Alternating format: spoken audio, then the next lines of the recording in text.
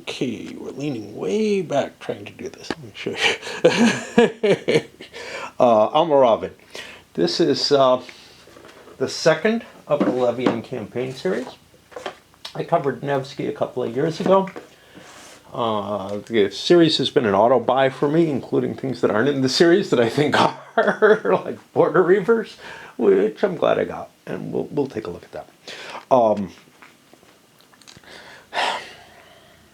What does it mean that it's an auto-buy? Does it mean I love the series completely? Well, maybe not.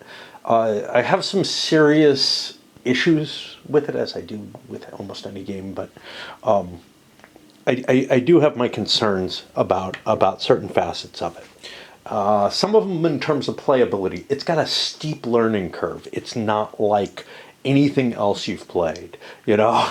So it's like, yeah, first time you saw CDGs, they had a certain curve. First time you saw Coin, also by this designer, they had a certain curve. This, to me, goes beyond that. I would say where it hits probably closest to is the Axis Empires games, and reasonably enough, it's got a very similar kind of rule set where things are kind of painfully procedural. I'm not sure I see an easy way around it, though. So, for example, with Axis Empires, I pulled out Totalerkrieg, and I can't show you Axis Empires because I'm down here in the Eurogame area for some reason. Mainly because there were a couple of hot days.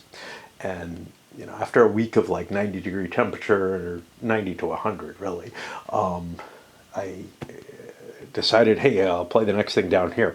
Well, now it's gotten cooler, and what the hell. But anyway, unlike with Axis Empire, I could look at the old Totalerkrieg rules, and I was like, wow, these actually make sense. This, I think, is not as badly procedural, but it's close. It's hard for me to imagine a much better rule set, although there are a few little issues that I would really like. But in terms of like reading through it, I'm like, what the fuck is this all about? Well, what it's all about is actually covered here. And this could be a little bit in more depth. I think it would be nicer if there was a little bit more of an intro to the system. Let's talk a little bit about the components that we're looking at here. First of all, you got your rule book, and we'll talk about that as we go through it. Then you've got a huge background book, which I've already stained, of course, which has some strategy tips, notes of play, fair amount of that to give you ideas of what's happening. And then that's the first 18 pages. Everything else in this is really and truly background material.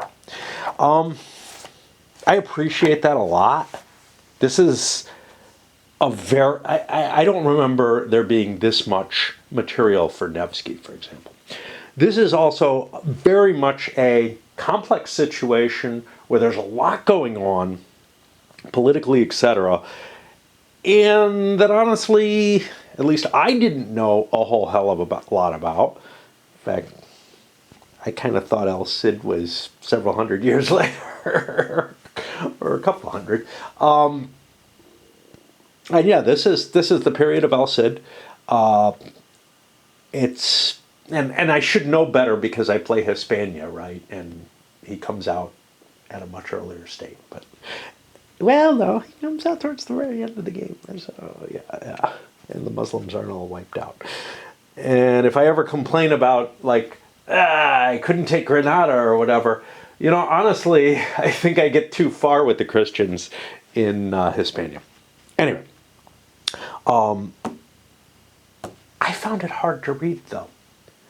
And it may be the same thing that kept me from learning much about the Reconquista, is just... there are so many lords, and especially when you're looking at the Muslim named lords, I find it very, very difficult to keep them apart in my head. Many of them have very similar names. Of course, some of the Christian ones do too, because it's going over more than just this couple of years of campaign. It's going over, the generation before and everything. It's a good background on the material, though, and gives you some idea of what's going on.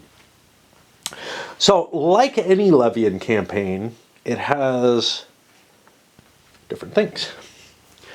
Command cards, which are going to be the pulsing mechanism that this game uses, because since it's a modern game,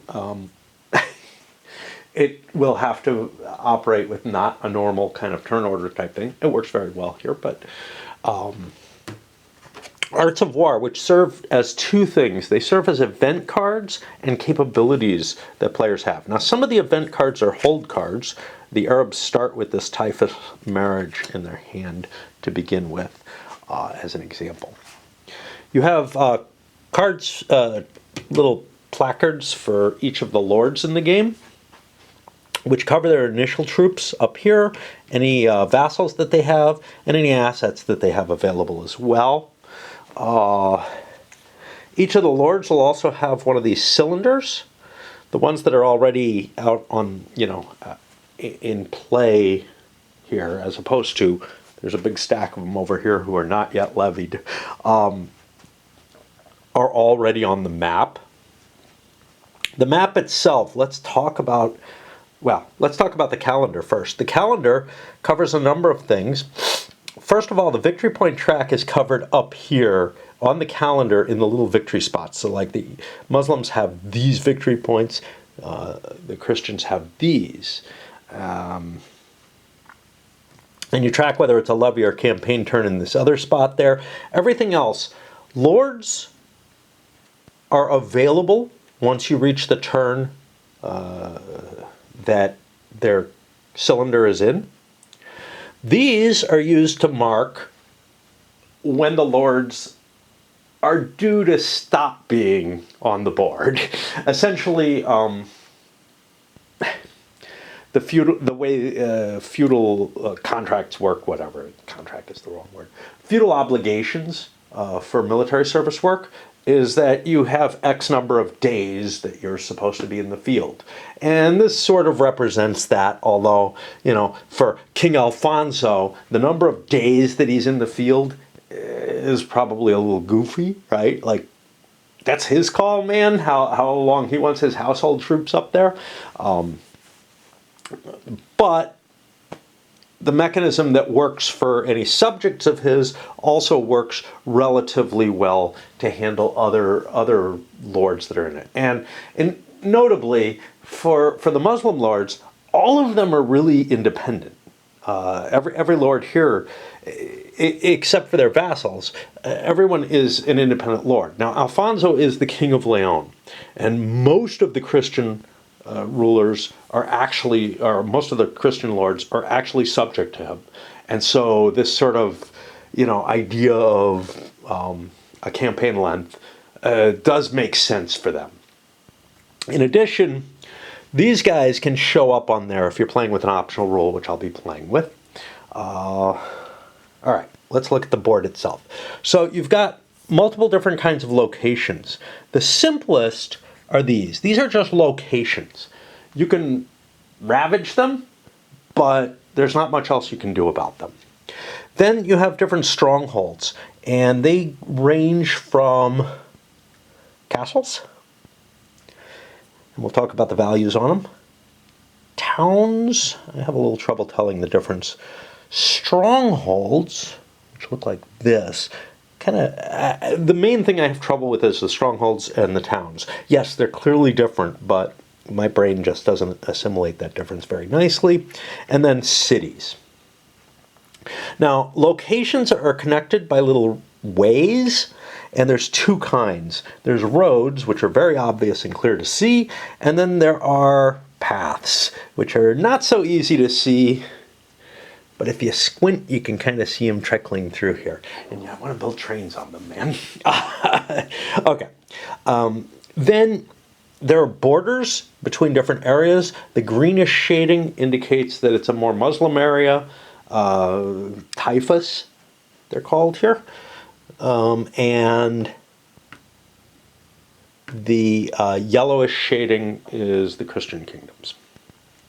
And this is the situation at the beginning of this one very important campaign period. What's important about this campaign period, I probably should have talked a little teeny bit about the history, is that basically Alfonso manages to capture Toledo, a major swing in the political situation. It's an important, he takes over the Taifa, and the various Muslim lords gather together and call on the Almoravids, who are the African Caliphate, which comes in over here at the earliest. The players do have some control over that. Now, in terms of the flow of the game, I pre-played a little bit of this. I played, I think, the first 3 turns, maybe 4. I may have finished turn 4, but didn't do the summer switch. And what I get from what I played, as well as what I understand from the rules, I think it's going to be not a balanced game at any given time. There may be balance in terms, I'm assuming there's balance in terms of who can win, whatever. But up until these guys come in, the Muslims are really on the ropes. And once they come in, the Christians, I think, are going to be in some serious trouble.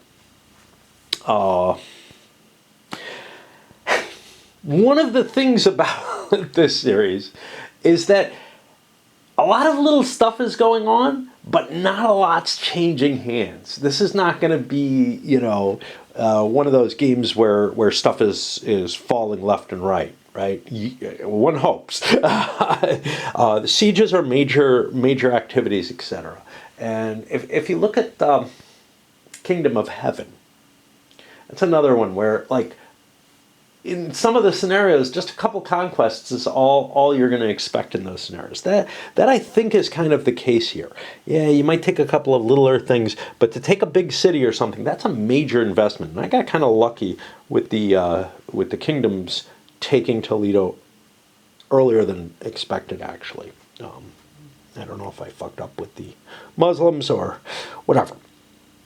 Let's take a look now at what's actually recorded at each location, because there's a lot of information here. And it's not very clear, these tiny little pieces of information here. Let's talk about what they are. So, these are the value of the location. That's pretty much fixed. All cities are going to have 3 of these. All fortresses have 2. All towns and castles have 1. And it seems to correspond with this, which is the number of dice that you roll for surrender.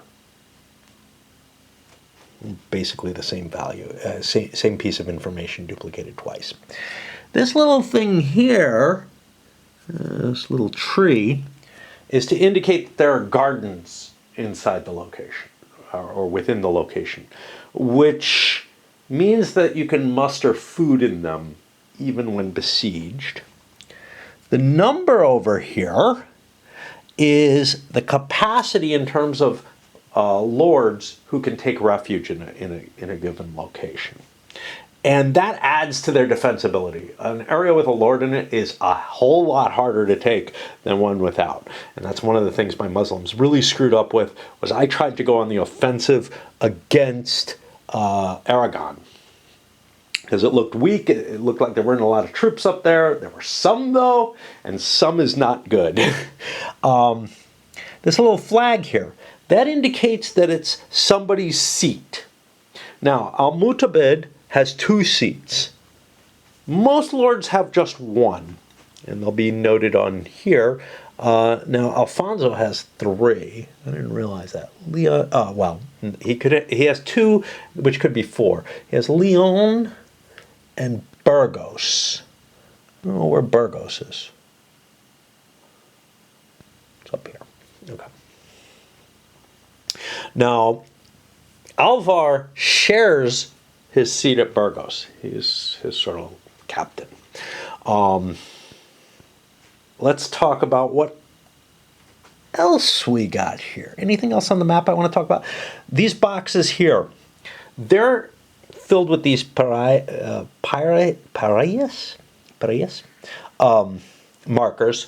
at the beginning of the game. But those markers indicate the political alignment. Parillas means that those Taifa lords are currently paying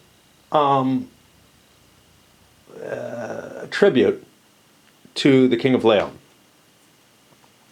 so that they don't get raided or attacked.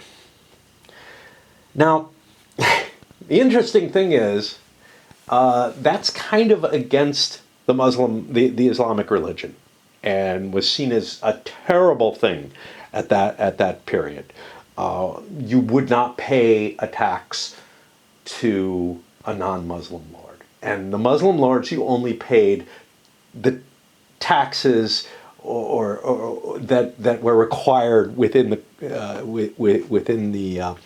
religion itself. So everything was very, very prescribed.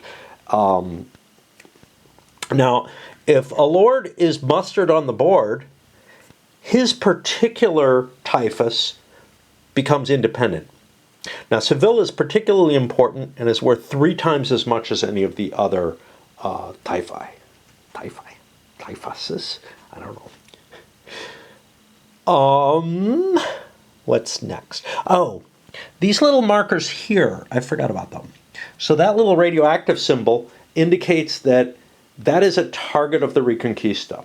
In order to conquer the territory, you need to take in order to take a particular typhus and switch it over, you have to, or to turn it into Reconquista, you have to conquer all the areas that have that. Now, most of the typhuses are only 1-point areas, which means they only have one of them. But Seville's special, it's a 3-point area. 2 of them are Almoravid's seats, but then there's also Murcia over here, which also has to be taken. And until you take all of them, you don't change the political alignment of an area. So we have two states, basically. One is not conquered, but in general paying the Christians off. The other we talked about is independent, which is if a lord, a typhus lord, has been raised up in the area and has a seat and whatnot. The final thing is Reconquista, which is worth a lot of victory points, and that is once you have captured all the targets of the Reconquista, and that changes the area over, not really to Christian, but to directly controlled by the Christians, as opposed to simply paying tariffs. Now, what we have going on in Toledo is a little weird.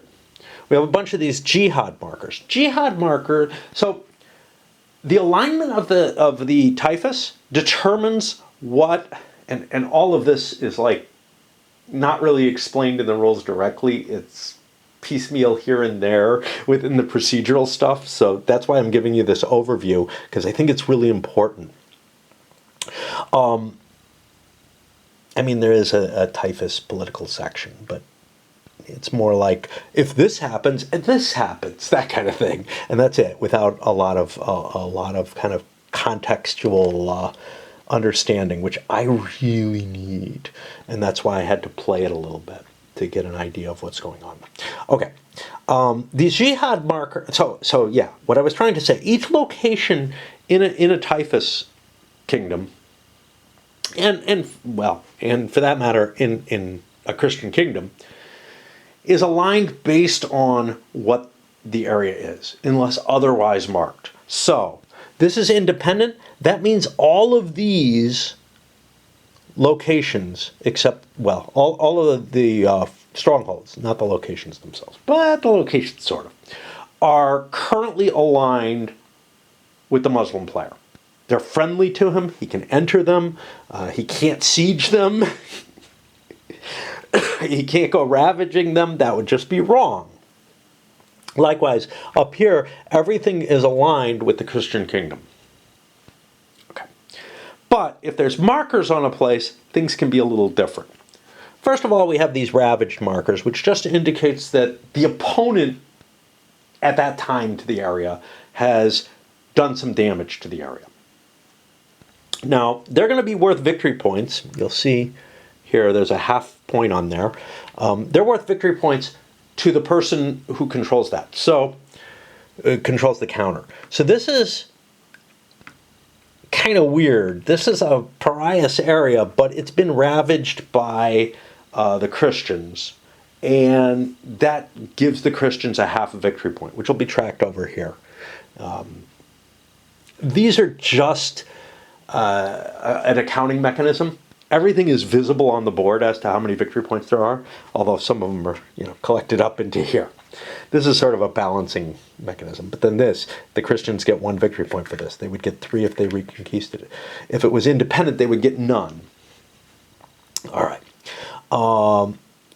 But the jihads, which happen to give the Muslim player a half victory point each, indicate control of the area as well.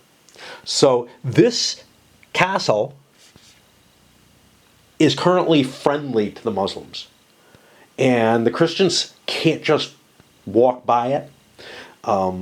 They can't walk into it, of course. It's counted as friendly. So any jihad markers indicates that something is friendly to the Muslims that wouldn't otherwise be. Now those can't even exist in an independent region. And that's kind of weird because the independent region could then be converted. And yes, some jihad gets placed because of that. But the area is kind of not that unhappy about being conquered, to tell you the truth. If the 3 cities go, or the 1 city, the area isn't particularly upset about that.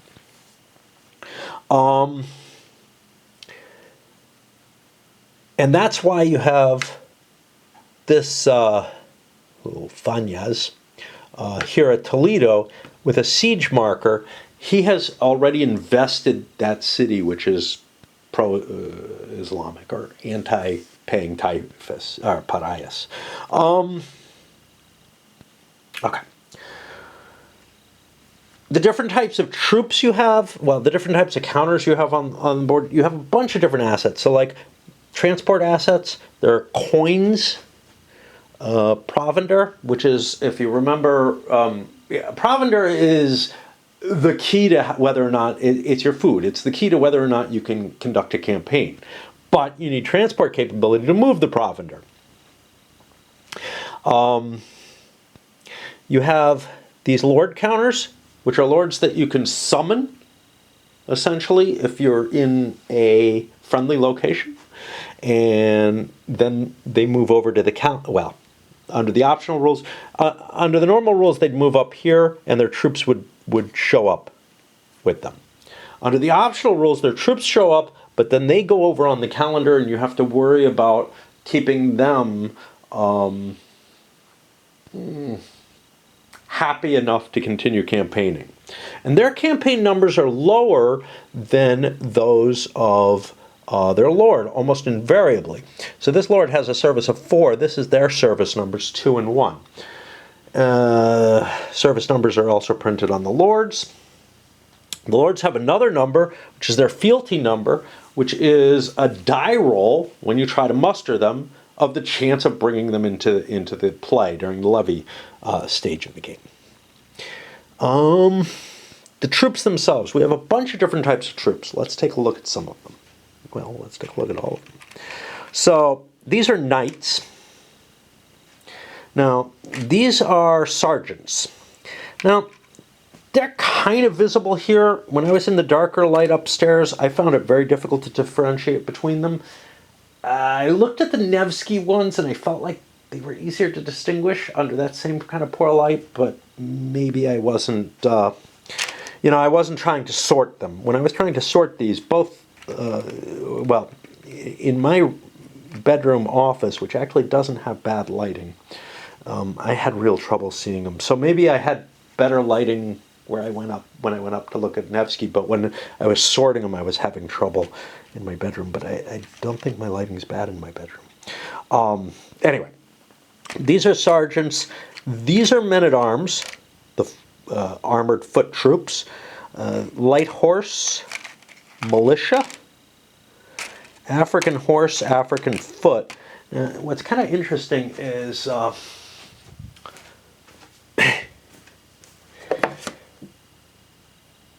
in here somewhere. Yeah. And GMT is good. They give you a couple extra cylinders, but gave painted purple counters for all of the African units. I would have been fine with an errata. The blue units, which are mentioned somewhere here.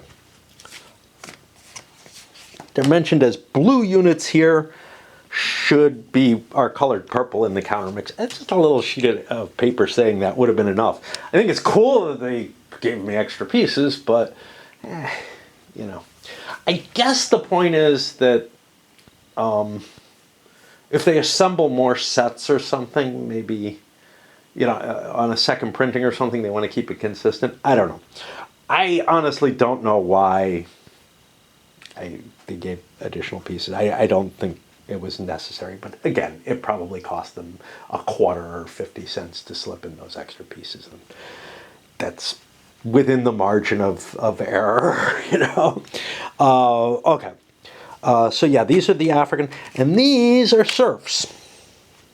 Let's look at what else we have. These are little mnemonic devices to tell you how much each lord has to eat each turn. And that's basically, you count up the number of troops they have plus the number of mules they have divided by 6.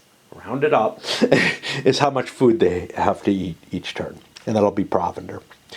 On the back side of jihads or bypass, when you move into an area with an enemy city, you have to make one of 2 choices. You either have to siege it, which gets you one of these, and ends your turn, or you bypass the city. You're not allowed to keep moving, but I think you're still allowed to take turn actions. We can... I don't think that's here. Is it? Yeah. I don't know. I'd have to look it up in the rules, as opposed to just the chart. On the ravage markers are different colors, depending on who does the ravaging. But here's the thing. When you conquer a city, the ravage marker flips. So, right now, the Christians are getting a half-point victory point for having ravaged Toledo. But if they conquer Toledo, now they own it. And it's their fault. It's their problem that it's been ravaged, right? Let's take a look at what else. These are markers that show up with different capabilities for troops. I don't know if you actually need them. There are cards that have them for this.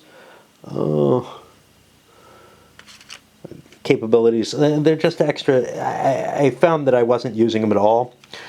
Curious. This is a rule that only applies to the Grand Campaign scenario, which is what we're going to play. And in the autumn, there's a possibility that if the Christians are doing really well, they can basically trade turns for victory points, which might be a good deal. What else is here? Yeah, there's 2 of them. These, I don't know what they're for, but you can use them as hit markers. That may be what they're intended for, to indicate how much damage is due. Because what I found is sometimes in a big battle or something, a lot of hits are expended at once.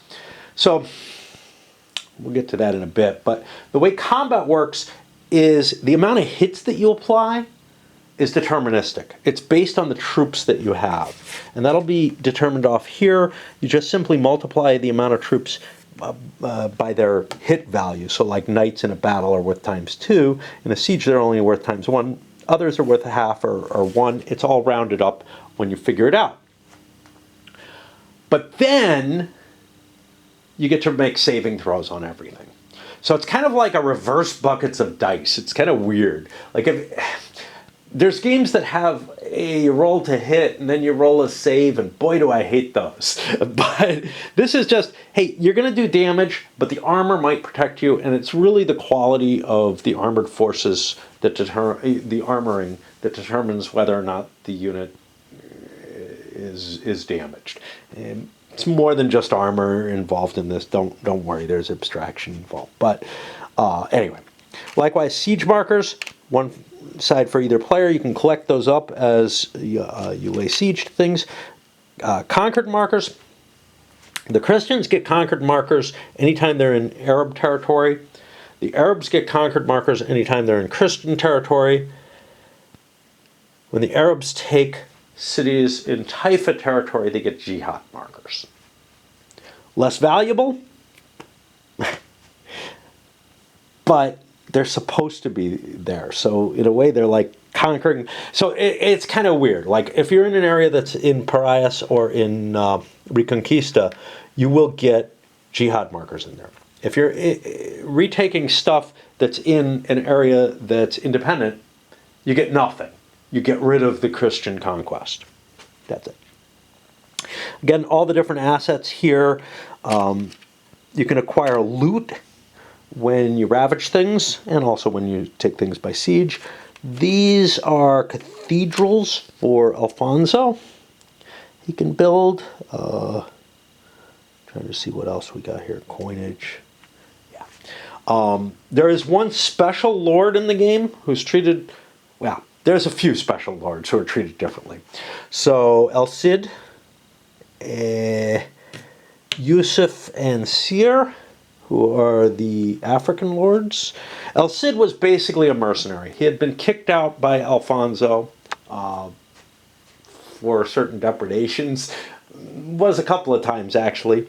And ended up serving Muslim lords as a mercenary. But then ended up serving Alfonso at times as well. So he can switch sides and everything. A couple other specials here, special kinds of lords that are presented here. These are bishops, I believe. No. Crusaders? Yeah, these are the bishops who have their own troops, and they can be acquired through a card. And then these are the French Crusaders, which can also be added. And then we have this dude who's a... Not that dude. This dude, who's a Crusader Lord. So a more massive crusade that can come in. Not sure how he shows up. I don't remember. There's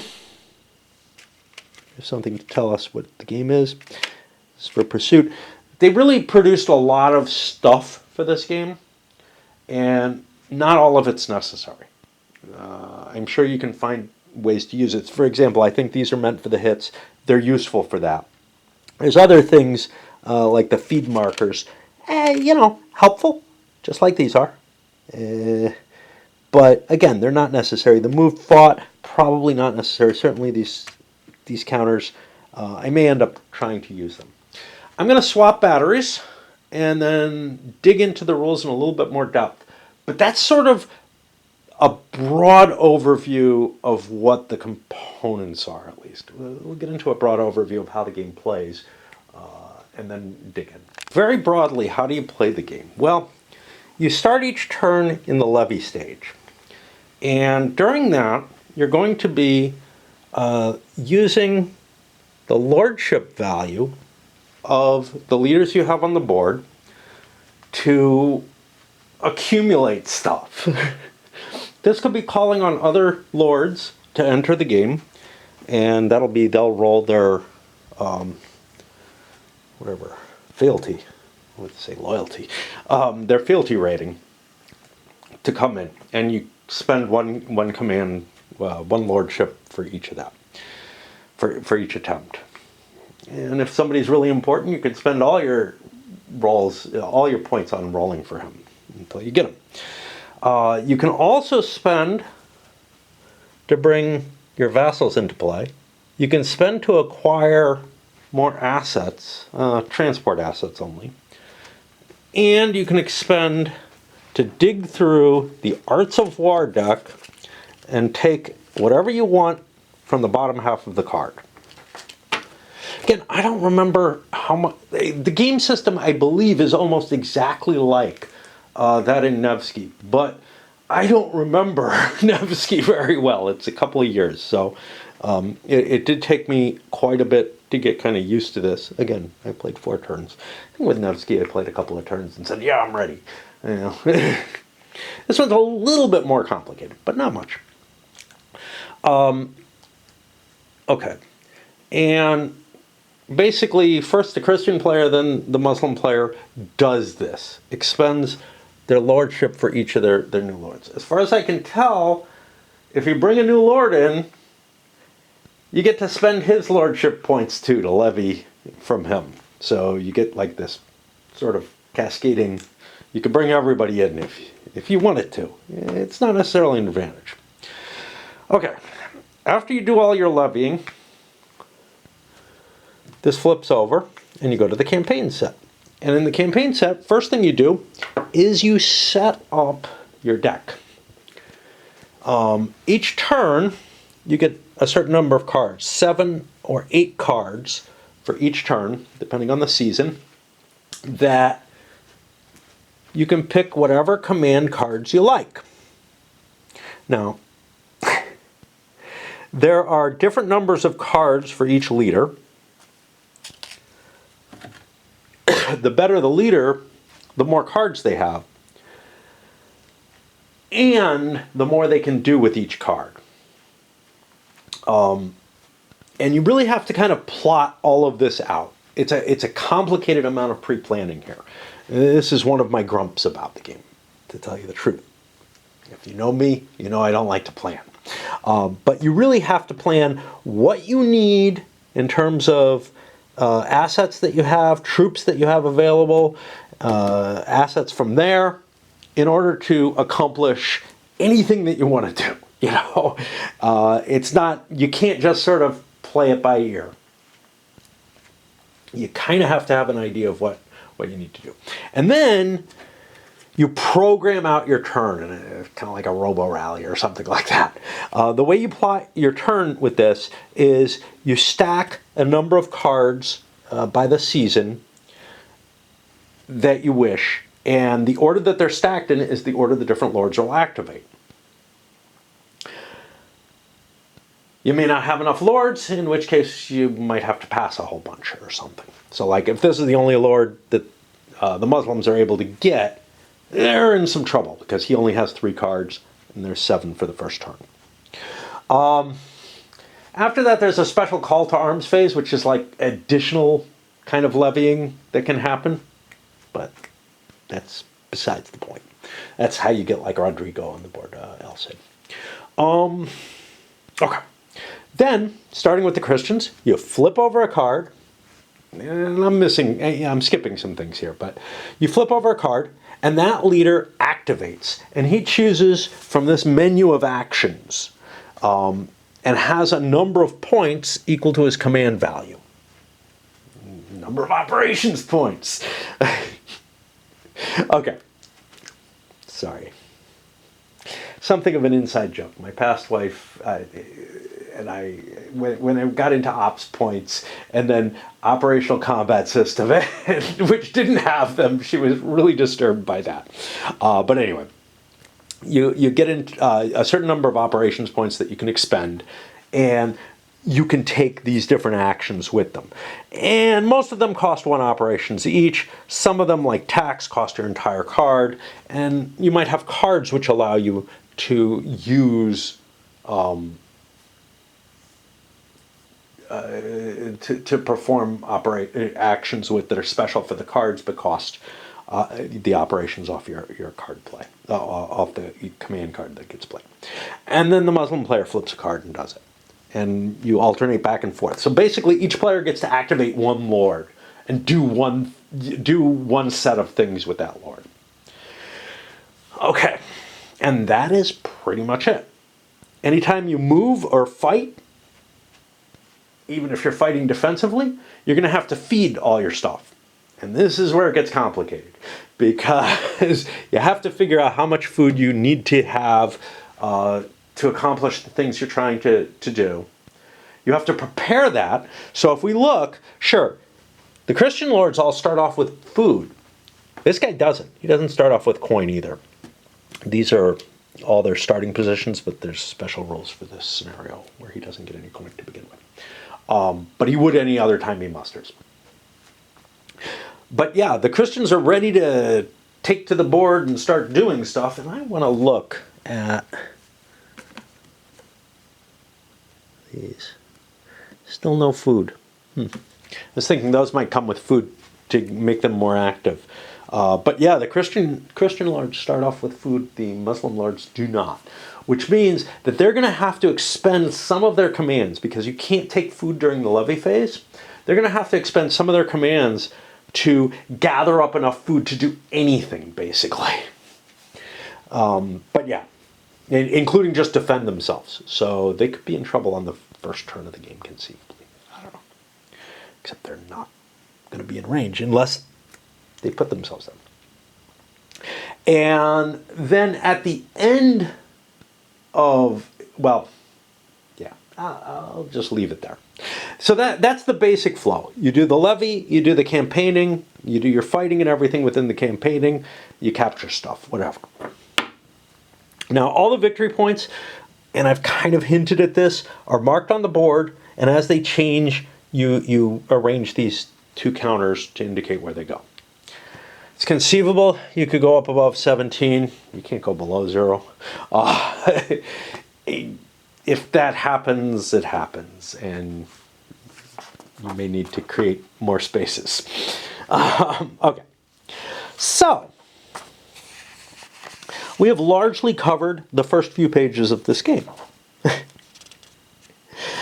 Let's go into more detail about the Taifa politics.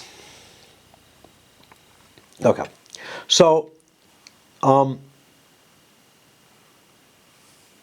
told you about the general aspects of this, but some things are specific here, and I don't know how much I want to go into that. But for example, if you go from independent to pariahs, the Christians get coin equal to disbanding Taifa's Lord's service number. So for example, Almoravid here has a service number of 6. He would create 6 coins, that go from the pool, totaling from the pool. I think that's over here, not over here. Yeah, they would get the coins, and I guess they just divide them up among the lords that are there. Hostage populace. Okay, if you're in an area that changes to Reconquista or an independent, the lords at the stronghold who would, at a stronghold that would be changing to neutral or friendly,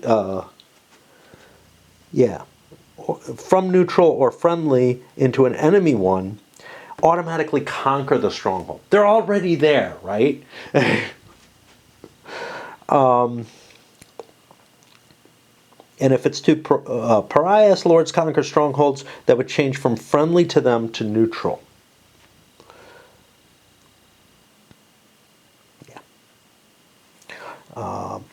If you're changing to pariahs, the Christians and then the Muslim, wherever in the Taifa, if they have lords besieging or bypassing an enemy stronghold already that just became neutral, they can essentially continue with the siege.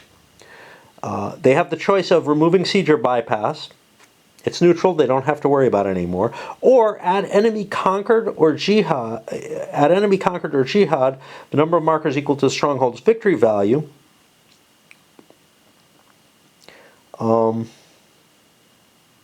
Add enemy? Yeah. So you assign it to the enemy and maintain your siege or bypass.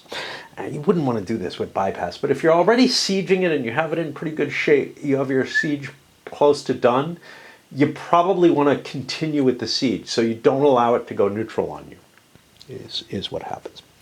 Finally, any lords besieging or bypassing strongholds that just became friendly, remove the besiege or bypass markers there. They're allowed in, it's fine. Okay. Changes in Taifa status, Muslim conquests and taifas, call to arms, and Muslim cards can put jihad markers on this stronghold. There is no limit to the number of jihad markers that can be in a location, but it goes down to 0 when it's an independent location. So that's somewhat important. Muslim conquest of any stronghold places 1 to 3 jihad there instead of conquered markers. The amount of the stronghold value. Christian conquest gets the Christian conquest markers and removes any jihad markers there. You wouldn't want dual control. Strongholds with jihad are Muslim territory regardless of taifa status. Each jihad marker on the map is worth victory points. Right. Okay. I think we talked about the different lords. Rodrigo is special. He's got a bunch of special rules in play about him. He, like I said, he can switch sides. He has a Christian counter as well as a Muslim counter. Right now he's aligned with the Muslims because he's been kicked out of Leon. And then the lords have their service markers. The vassals have service markers as well. In the basic game, those service markers just move up with the forces to indicate that they're active. When you're playing with the optional rules, they start going on here. It makes for a lot of clutter, but it also makes for a more believable situation, or realistic, or whatever. Special vassals, we talked about those. Sometimes a lord will disband, which can permanently remove them from play, and then they're just gone. Their mat is gone, all their vassals disappear, they're just not coming back. There is an option, and there's a couple little fold-out things that you can use to hide pieces. Go look at these. Look at these. You don't have a whole lot of information here, just pictures of the different lords that you'd want to align under each location if you so desired. No real reason for that. But yeah, that way you can hide the information that's present on these. Some of that information will be kind of known. I'm playing face up, but I'm playing as though they're hidden. Which is, I will not pay too much attention. Lords are able to share with their resources with their own alliance within limited forms. Basically, if I have assets, I can help one another in the same locale. Now let's look at the definition of assets.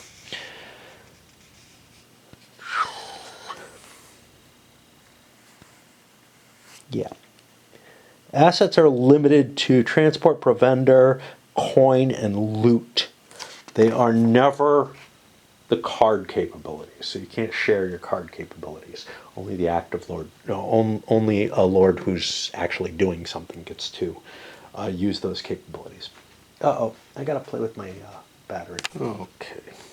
Now normally it's capabilities that are tucked under the mat like that, under a lord's mat, but it's possible that an event could be on top. Those are going to be temporary, like much of these things. Some of these, like the javelins or whatever, are a one-shot thing, so it kind of makes sense to have counters for them, I guess. I don't know. If you can't remember. There's a lot to remember. Skip over. We talked about the different types of forces, not really what they're good at. Different types of assets. A few specific rules here with the assets. Lords are greedy. they can't discard them normally unless it helps them move or to feed. They're allowed to starve mules, though.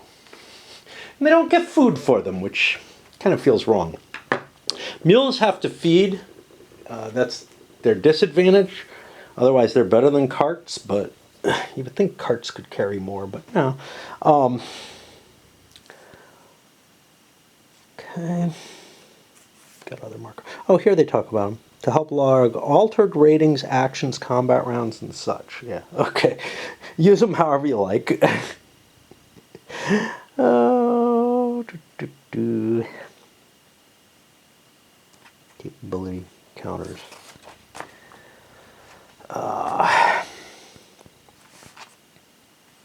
Talked about the calendar. All right.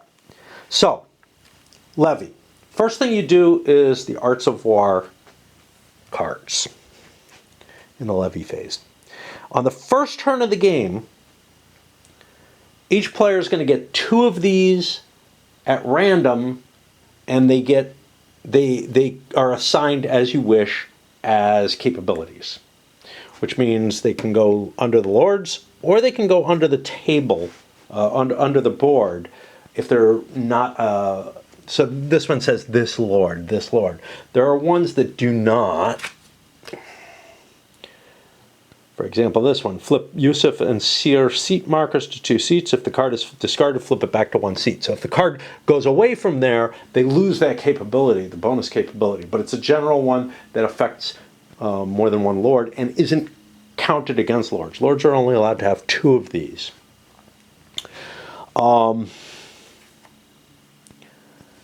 Okay.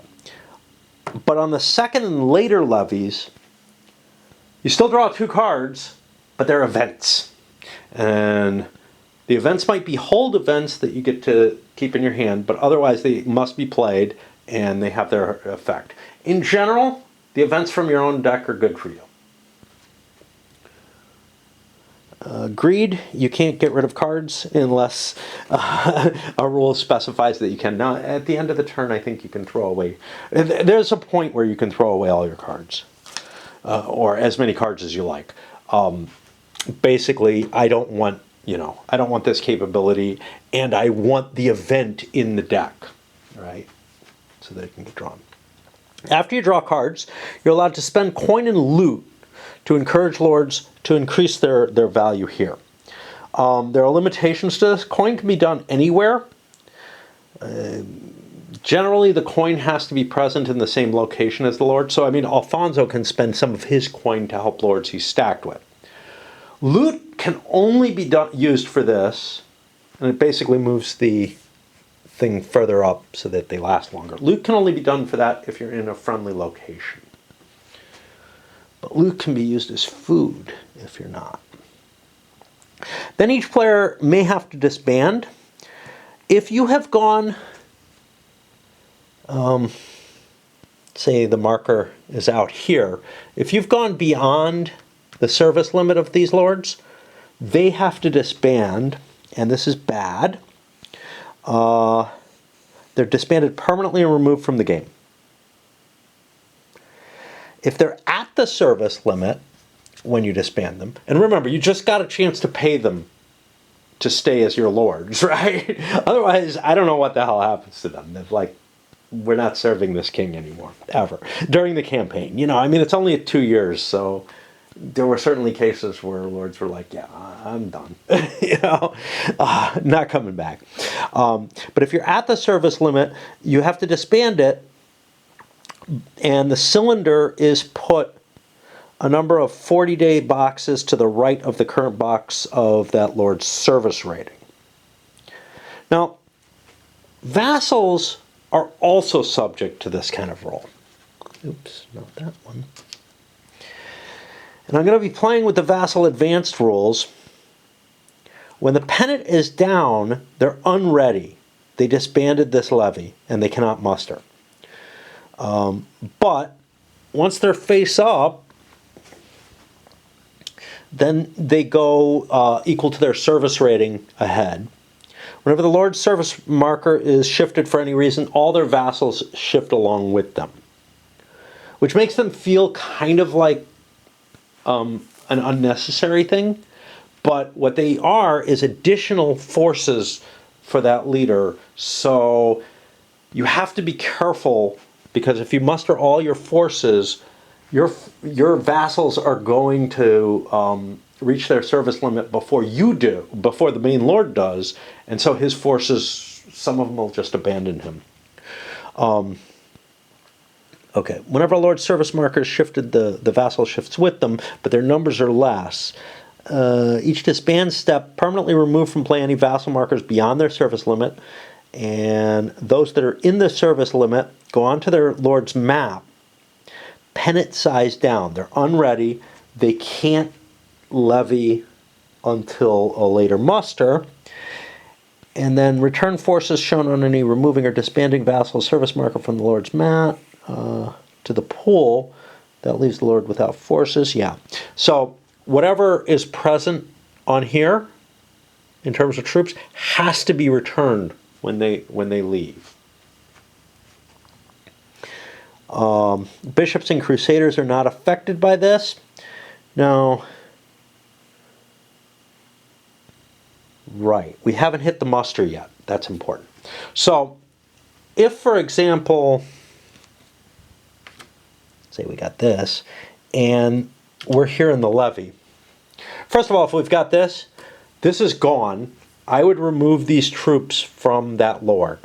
They would have been placed there already, but there may be casualties or whatever, and he may not have much.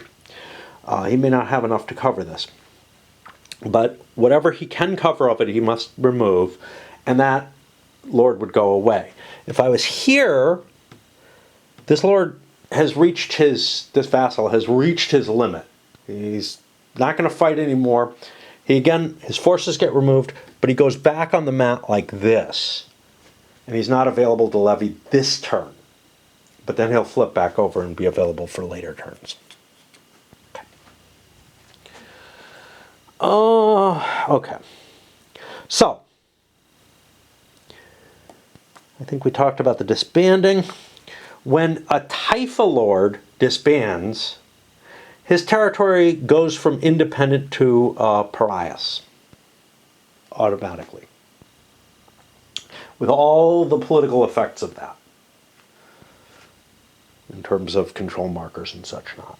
And victory points change as well. All right, mustering. After you disband, first the Christians, then the Muslim take levy actions to do various things. Let's talk about the different things. You can levy a lord to muster. What you do then is you spend one of your lordship points to roll a die against that lord. So let's say Almoravid, with his 2 leaderships, wants to muster Al-Mustain here, who's available. I'd roll a die. I'd need a 4 or better. 4 or less. I've succeeded, so now Al-Mustain is available, and I can muster with him as well. Which seems, kind of ugly, like collateral effects and just this cascading, but he's only got a lordship of 1. He could muster another lord, but then he doesn't get any of his additional troops. He doesn't get any wagons or anything like that additional. But he does come in with whatever is present here, and these are available when he needs it. Now, you can only do mustering of any type if you are in a friendly locale and unbesieged. Friendly locales include these, as long as it's the right alignment, right? Okay. There may be cards that give you abilities, whatever. You can, okay, so that's the levy lords to muster. And you set his counter ahead so you know when he's going to be tired of fighting. The next thing you can do is you can pull Arts of War. No, that's not this. This is specific Arts of War that allow you to muster lords. You can levy to muster vassals. This costs you a lordship point for each vassal you want to levy. Normally up to here, but we're going to be playing where it would go on the board, on the calendar there. And you get the troops from that lord into your pool. And if you lose that vassal, using the word lord and vassal interchangeably, if you lose that vassal, his troops have to come off. Okay. What's next? Arts of War. Nope, this is again different. Certain cards give you an ability there. Levy transport. You can spend a point, one of your command points, to add a transport to your map, either a cart or a mule. If you've lost a serf unit, these orange things, if you're missing one, when you levy transport, you get a serf with it. And you have to do that, which may or may not be good. Serfs are additional troops. They have value.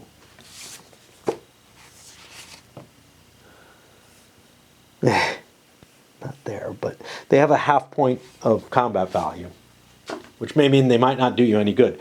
But they eat, and you have to feed all your troops, and if you don't feed everybody, everybody starves, and you use up whatever food you have. Okay. The final... Okay. There's this particular card that allows you to exchange a vassal for some sort of asset. And this doesn't take up any levy actions. That vassal will not be available until the Lord remusters. And I mean, I think you're allowed, you can take 3 transport or 1 coin per marker that you don't take. This can be important because you may not want as big an army as you possibly can have, but having extra money or having extra transport capability might be more important than having extra troops. Conceivably. The final thing is levy capabilities. You can spend your lordship actions to look through the Arts of War deck and pick whichever one you want to align with. If it's a this lord, it goes under the lord that's using it, assuming he's allowed to. These markings tell you who's allowed to do what, who's allowed to take this. So, for example, Yusuf Sur and Muslim lieutenants. No, this is not a this lord. Let's look for. I just had a this lord, but okay. No. So this is like generic for any lord.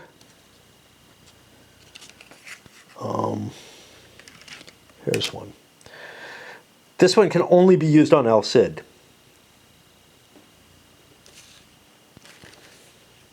That's an example. All right. Now, you might have a hold card in your hand. It's the only copy of that capability, and you're just screwed until and unless you play that hold card. Remember the greed rules. Okay. After both players have spent all their lordship points that they wish to spend, they probably wish to spend them all. There's no reason not to take extra carts or something.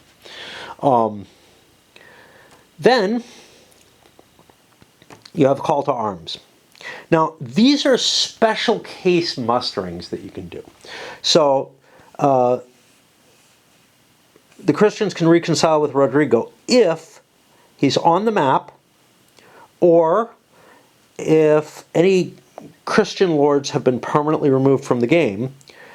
It'll cost you one VP in the typhus box, plus 1 per calendar box that his service marker is ahead of the current levy. Okay. And you disband Rodrigo. He has to be on the map, or if, you disband him, set aside his green cylinder and seat marker, and place his yellow cylinder onto the calendar 2 boxes ahead of the current levy. So, let's say this is the situation. I could not pay, because I don't meet the conditions. If I had lost a Christian lord, I could take this off and place him there. and that would actually just cost me 1. If he's on the board, his service marker is going to be on the board, and I would have to pay 1 plus however many turns I had the service marker is. Employ Rodrigo. If he's already yellow and ready, you can pay 2 coin from any unbesieged Christian lords and place him at a Christian-friendly stronghold that is free of siege and automatically muster Rodrigo there. Call for crusades. If Eudes, he's the Crusader Lord, is ready and Pamplon is Christian-friendly, you can muster Eudes at Pamplona. The Muslim player may add 1 jihad marker on the map. Eudes doesn't become available until Yusuf and the Almoravids have come. Because there's an emergency when that happens. The Muslim player gets a couple of choices too. He can employ Rodrigo.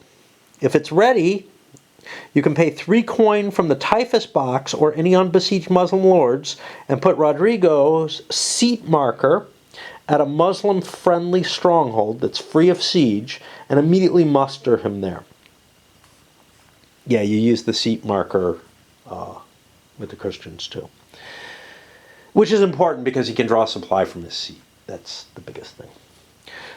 He can also tax at his seat. You can invite the Almoravids. If Yusuf or Sir is ready, Sir, place a single seat marker on for one of them at Algeciras. And the Lord is mustered there. If it's not friendly or is besieged, you pick the nearest port that is friendly, etc. His cylinder goes 2 boxes ahead. If both Yusuf and Sir are ready, you can shift both cylinders a box forward, right, and get a victory point for yourself as the Muslims.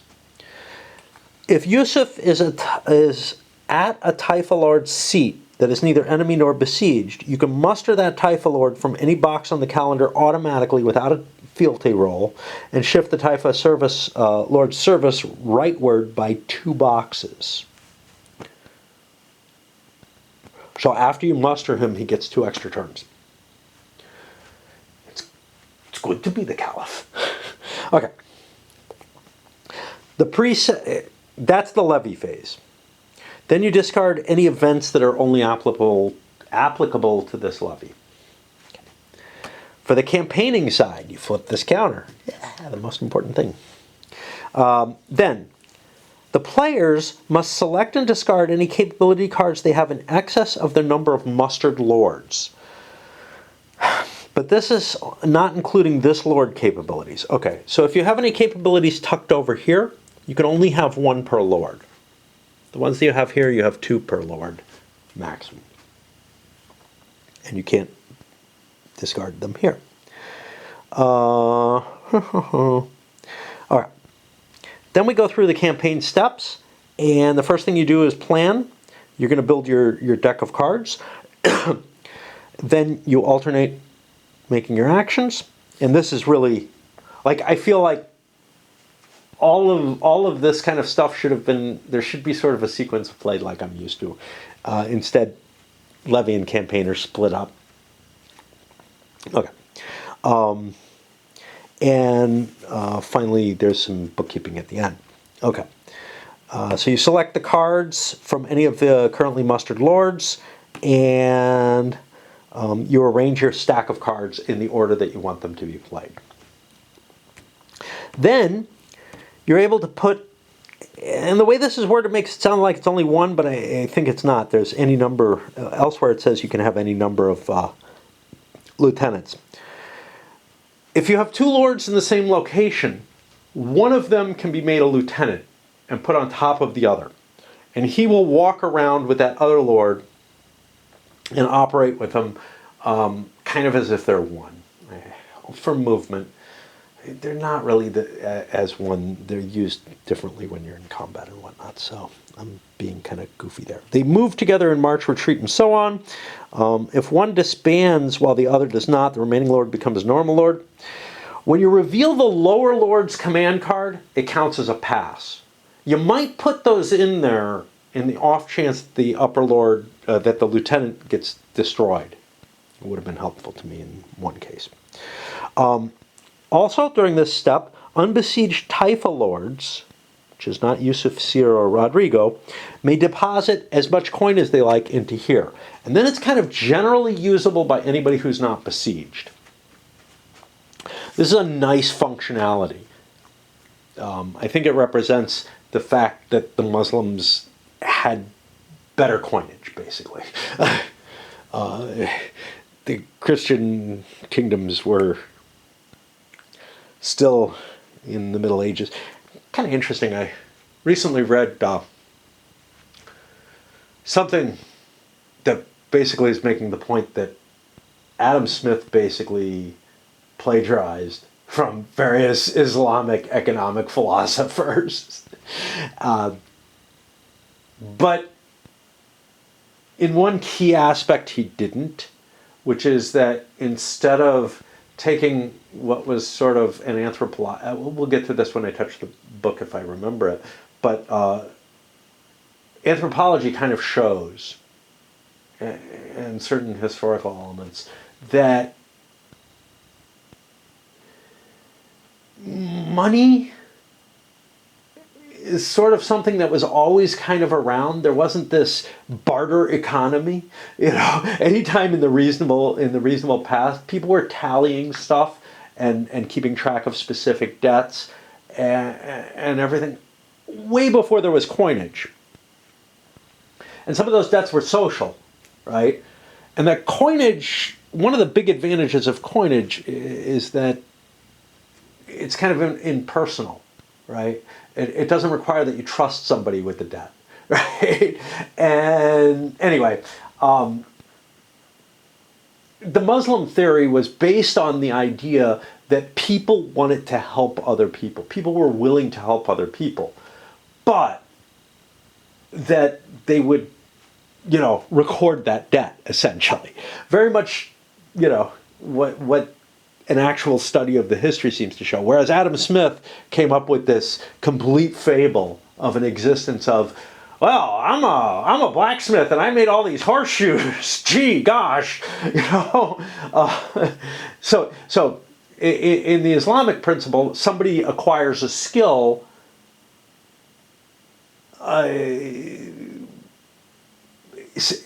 Everybody has certain skills, and instead of just sharing things, they started developing ways of equating work, and saying, well, horseshoes are kind of useful. Everybody kind of needs them. And, how much wheat is that worth and whatnot, as sort of a general valuation, as opposed to this Adam Smith idea, which was kind of like, I just happen to be someone who makes lots of horseshoes, and now I want to trade them with someone who has grain, which is just completely, fabulous, right? Okay, onward. Like, it's just not how things would happen. Like the guy who chipped flint tools was supported by his neighbors for doing so. He wasn't trading, he was giving flint tools to the community, and they were giving him his sustenance. And it wasn't all being, commoditized in a marketplace to begin with. Anyway. All right. After you build the stacks, you flip over, you do your activities from the menu. Let's talk about the different activities. Okay. Marching. Marching is going to cost you one command action to move along a road. In general.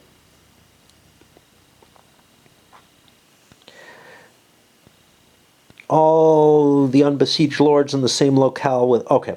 I didn't talk about the idea of marshals. There's two marshals in the game. Alfonso is the one that starts the game on the board, and Yusuf is the other marshal. They have kind of a little bit of an orangishness around them that nobody else has. Wow, Yusuf kind of sucks. Doesn't have a lot of commands. I didn't realize that. Is that right? That can't be right. Now I've got to see.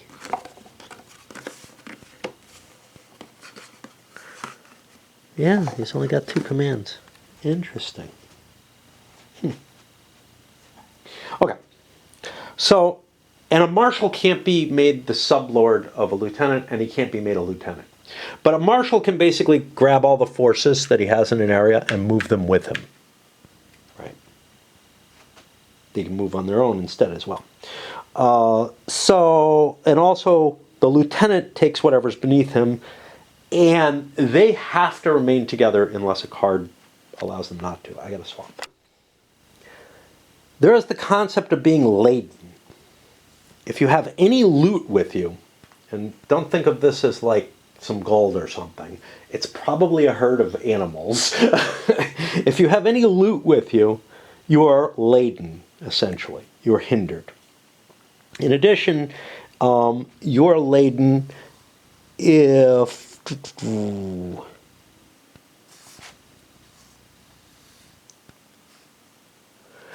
Oh, I didn't realize this. If you're using a mule or cart to carry 2 provender, or using a cart over a pass, you're counted as laden. What that means is to move across to move while laden, you have to pay 2 commands to move across one way. But if you're on a road and you only have 1 provender per transport, or if you only have mules carrying provender at 1 per, you're able to move for just 1 command point. A group that's moving together, either a lieutenant and his subordinate or a marshal and all the guys moving with him, you're allowed to share transport and provender together. So you just count it all up and see whether or not you're laden. You don't have to worry about individual lords, whether they're laden. Also goes with some other things too.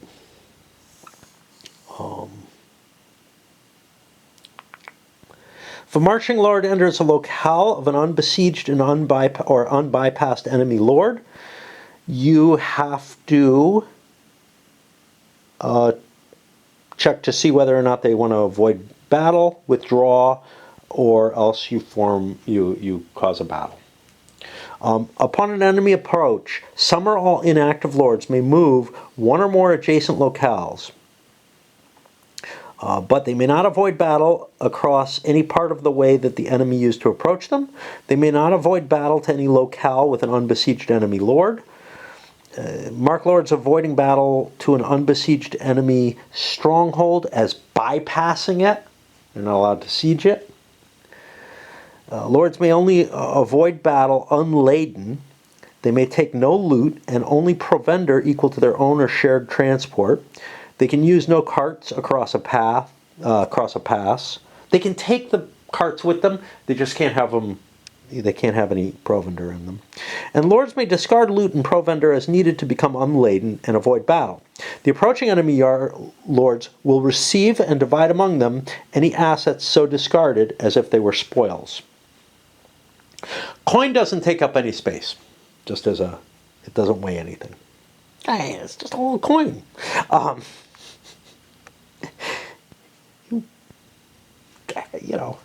He's got 3 of them. I can put 3 coins in my pocket. Right? Okay. Upon approach or after battle, the inactive side may withdraw some or all of their lords into a friendly stronghold. This does not count as moved or fought, and there's no limit. They can carry their loot and whatnot with them. Okay. So if you're in a stronghold that can hold the amount of lords you have, you can just withdraw into there.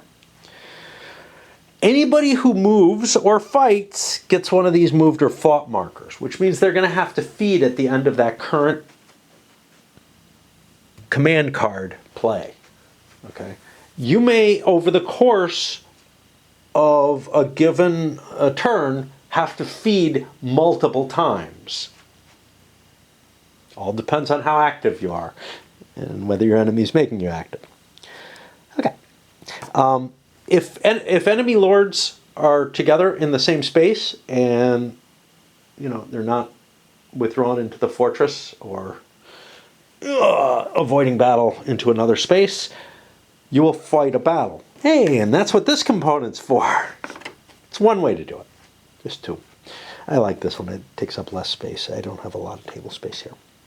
Okay, whenever you have a lord in a location outside an enemy stronghold that's not besieged or bypassed, and the enemy lords there have withdrawn inside, the lords outside immediately have to choose either besiege or bypass.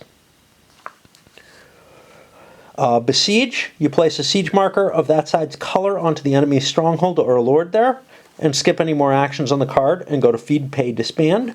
Or bypass, you put a bypass marker on that side's lord there, and continue any actions on the command card, but you can't leave the space. Lords arriving outside a besieged or bypassed enemy stronghold join in the siege or bypass, or may march on. Whenever a besieged or bypassed stronghold becomes free of enemy lords in the locale, remove all siege or bypass markers there. Not necessarily.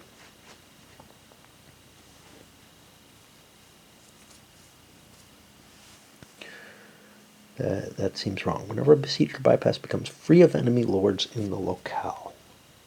Oh. Enemy to the location. Yeah. So if you walk away from a besieged location. Now, I think I screwed up here. Whenever a side has lords in a locale outside. No. Okay. Yeah. So even if I walk up to an empty location that's enemy to me, this is a bad choice. This isn't an enemy to anyone. But, for example, if I moved here, I would have to make a choice to siege or bypass it. And that would end my turn doing so. Now, well, it would end my movement. Besiege would end my turn. I would get a besiege marker, which is a good thing. But bypass would allow me to ravage the area and such not, for whatever value that is. March from bypass. If you depart a bypass location, you get a moved, and you remove the bypass marker. In camp, a bypassing lord may use one march action to replace all bypass markers at a bypass stronghold with one siege marker, and you skip any more actions on this card. Go to feed, pay, disband. So whenever you undertake besieging an area, you count as having moved for feeding. Okay. Now conceivably, you could move into an area, declare you're bypassing, then you could forage or ravage, or both, and then you could spend a final point to encamp and lay siege to the thing. So when you move into an area, you could choose to bypass it so you can use other commands up to do stuff in the area before you feed. And that is probably what happened here. So say he's in Madrid, the siege marker's not here, he moves in here. That costs him one of his actions. I think he has 4. He has a command of 4. He spends 1 to move there. He gets a bypass marker temporarily. That doesn't cost anything. I moved in there, I bypass. Now, I ravage, which is how this showed up there. That's another action. And maybe I forage, that's a 3rd action. And then my 4th action, I play for the siege marker.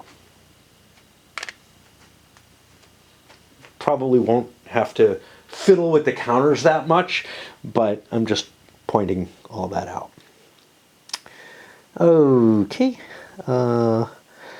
A lord or group in a bypassed friendly stronghold may use a march action, regardless of their laden status, to approach the bypassing enemy instead of moving adjacent. If they lose a battle there, they withdraw or retreat normally. Only a marshal or a lieutenant can sortie as a group. You can also sortie against against the siege works. That's different. Okay.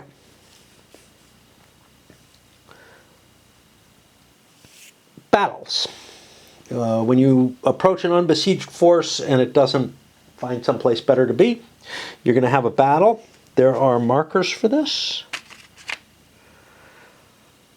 that'll show you the location on the board where the fight's happening. You probably can remember.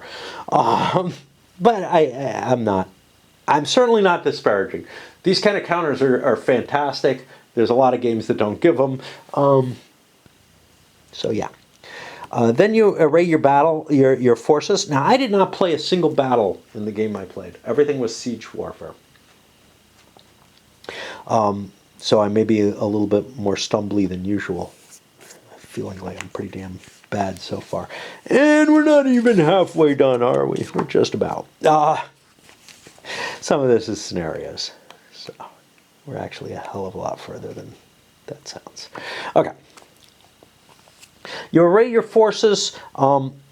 Essentially, you're going to have a left, center, and right wing when you set up. You may not have enough lords to fill all those spots. I use this, and so we would have a lord here, and I don't know, stick a green lord there, a couple of green lords there. Okay. That would be the kind of setup you would have. You could also set it up with the mats themselves facing each other. You can put additional forces in the reserve, which will be allowed to replace units up here as you wish between rounds of battle. There's javelin markers, which are sort of one-shot markers for missiles that you can use once in the combat. Things like spear wall and stuff like that are going to affect it too. When a side approaches a locale where it is also besieged, any besieged lords can join in the attack for no added command actions. The sallying attackers are put as above, but behind the defenders. Array up to 3 reserve defenders as if they're in the front. So basically, it's possible that this won't really work. You'll have defenders facing the attacking army here, and then the sallying force here. I'd have to put additional defenses to face them. Otherwise, bad things may happen, because if none, the front attackers are going to count as flanking all of them. Okay. And any siege works that are deployed against the city will count to that attack from the rear, essentially. Okay. Obviously, if you were just sallying forth on a command card or whatever, you would just be facing each other on the normal chart with the siege works on the defender's side here.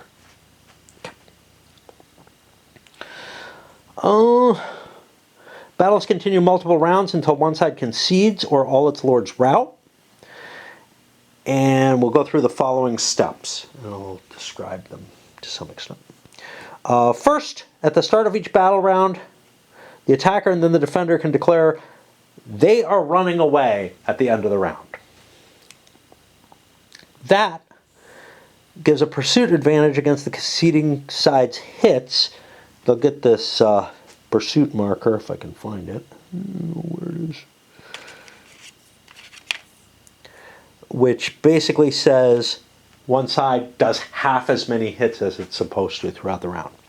Then in each round after the first, both sides are allowed to reposition their lords. Any routed lords are removed from the battle array. They're no longer there until the battle ends. Any unrouted lords in the reserve can be moved up to empty front positions.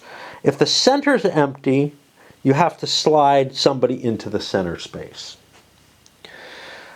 Then, the forces of the lords in the front strike the forces of the lord directly opposite them, or if there's nobody directly opposite, they're considered flanking forces, and they strike one of the lords that's closest to them. Would be the center, right? You think so. Whenever a lord in the front has no enemy lord directly opposite, he strikes the closest front enemy lord. Center can choose either side. I'm not sure that's possible, but... Oh, yeah, because you might get wiped out during the missile phase. Yeah. Or during the horse phase or something. Okay. And the way combat works... Okay. First, there's going to be a missile phase step. Defending player plays missiles, then the attacking player fires his missiles. Then you go to melee phase. First the defending horse, then the attacking horse, then the defending foot, then the attacking foot. And the way it works is you look at the missiles, and most of these troops don't have missiles inherently. In fact, I think none of them do.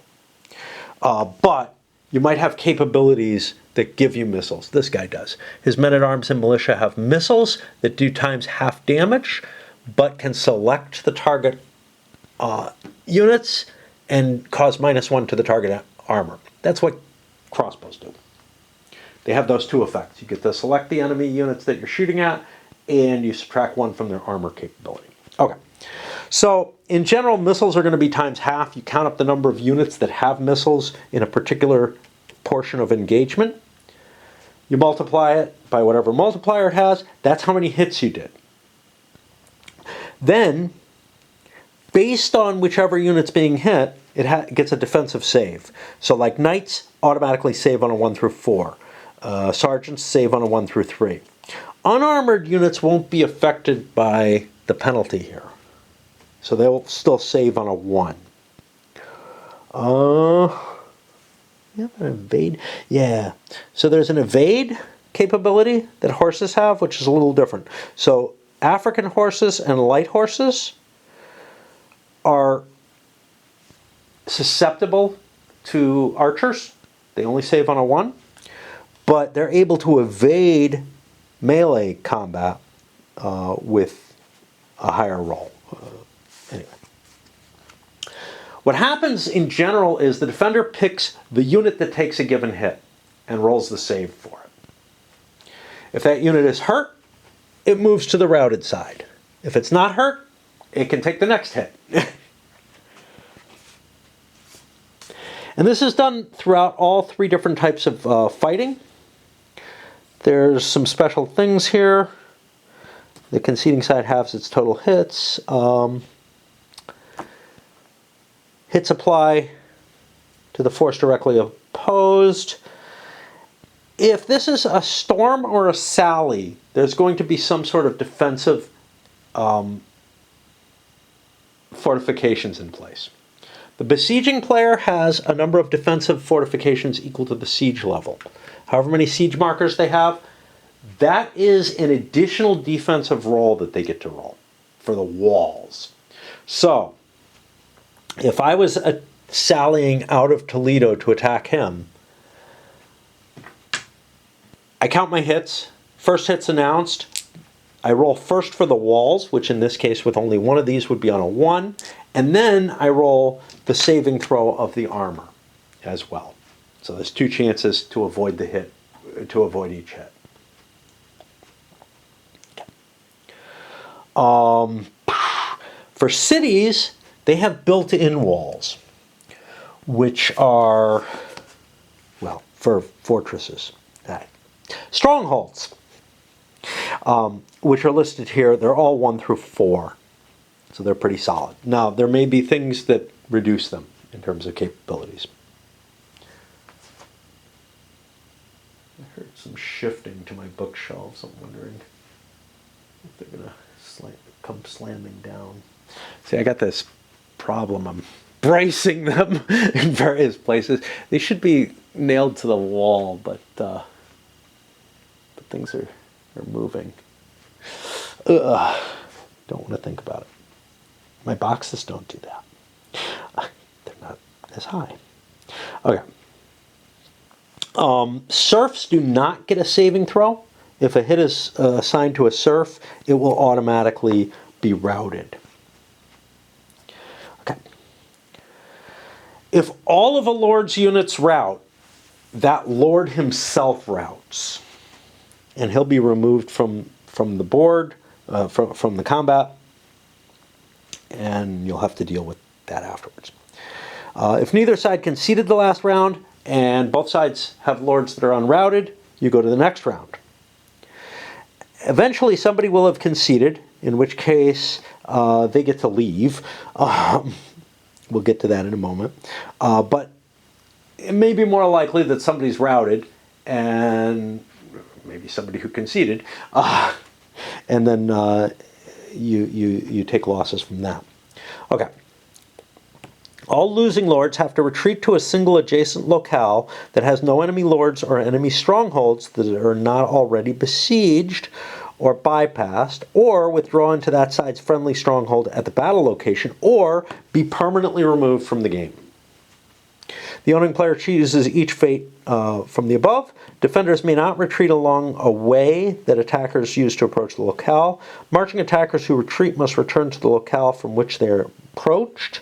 Sallying attackers have to retreat back into their stronghold. No breaking out. Both sides have to check any forces that were routed by rolling some dice. In general, that is going to be, you make a roll against the armor value for it. And if it succeeds, it unroutes and is available for play, on the next command card or whatever. Lords on the losing side of the battle may have to immediately transfer assets to lords on the winning side. The winning player distributes the assets among the lords at the locale. Losing lords who were permanently removed or who retreated without having conceded the field transfer all their assets. That can happen if you rout.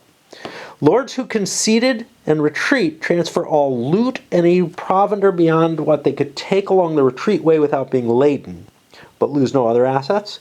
Lords who withdraw back into a stronghold in the same space lose no assets. The losing side rolls one die for each of its retreating lords and shifts that lord's service marker if using... retreating lords, not withdrawing. If using the advanced vassal service for each of the vassals' markers, also you move each of the vassals' markers. One box on a roll of 1 or 2, 2 boxes on 3 or 4, 3 boxes on 5 or 6. Losing lords who withdrew into a stronghold don't have to roll to shift service. After losing lords retreat, withdraw, or permanently removed in a sack, both sides determine the fate of their routed units. Roll a die for each routed unit. In a sack, the attacker who's risking more, because an assault on a city is hard, only makes saves for his routed units on a 1. So if you make an assault on a city, it's dangerous. For all other lords, you roll the armor, evasion, or unarmored protection. Use the protection range. You can use evasion. Push routed units that roll within these ranges above the line on their lord's map. The ones that are below get removed. Service markers stay put. Any lord who loses all of his forces in a battle or storm is removed from the game permanently. After determining spoils or losses, you conclude the battle. Everybody gets moved fought markers. And all hold events used in this battle or storm have to be discarded. Now, hold events, these are not capabilities. Hold events are these cards that you're holding to use. If the combat created or ended a siege, you place or remove siege conquered and jihad markers accordingly. And then you jump over to feed, pay, disband, which we'll get to in a bit. Ooh, I feel like I need a break. So I'm going to put this here and brew some more tea, charge some batteries, and take a break. Okay, specific sections on Siege, Storm, and Sally. Now, these are all using the base combat rules, and I've given you some of the stuff, but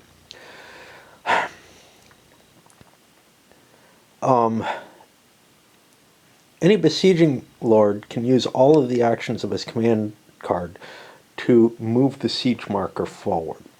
If the siege locale has no besieged lord, you have to already be sieging to do this. If the siege locale has no besieged lords, you roll for surrender. What you're going to do is roll a number of dice as indicated here. So like this would be 3 for a city, but it's only 1 for the smaller places. And if each die is less than or equal to the number of siege markers plus ravaged markers there, which could be up to 4 siege markers total, plus 0 or 1 ravage markers. You conquer the stronghold via surrender. All the siege markers are removed at the stronghold, and then you put conquered or jihad markers there as required. You follow a sequence, so the ravaged marker flips over because now you own it and are responsible for breaking it.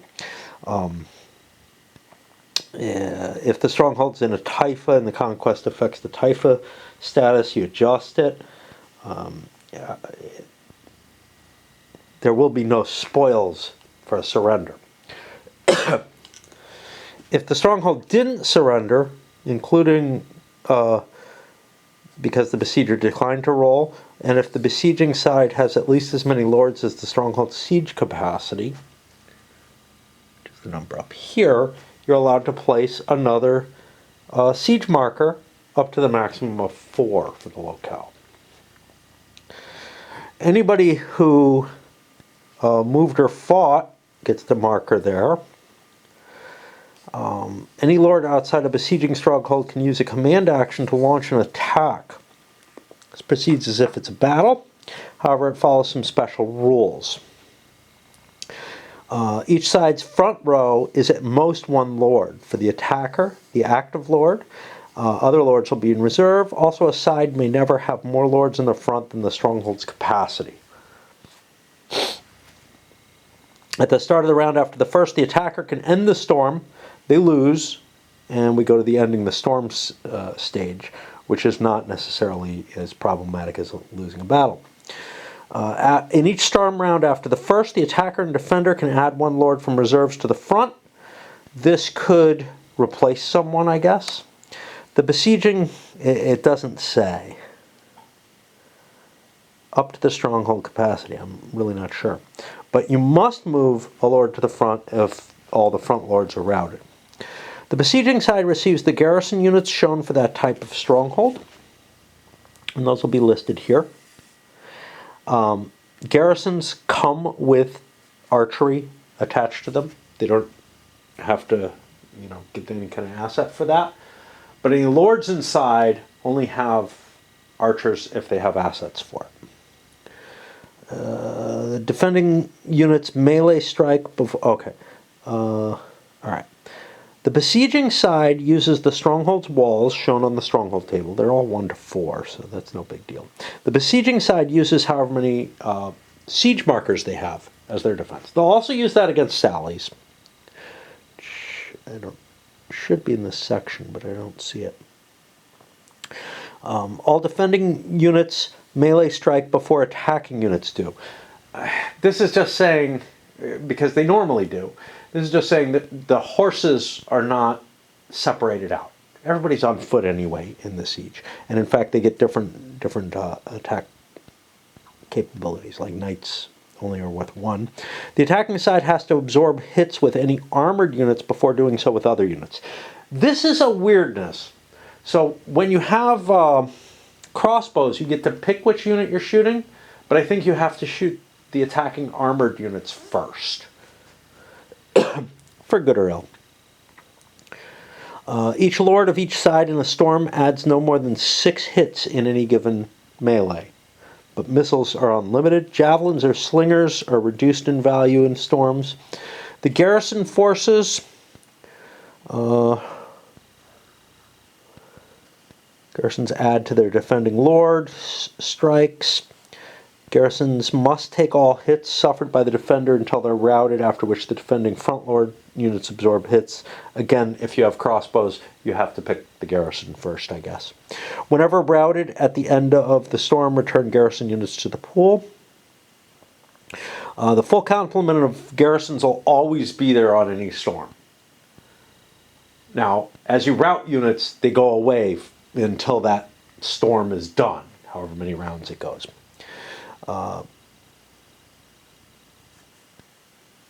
The besieging side places all siege markers at the locale to show that they're getting these extra reductions.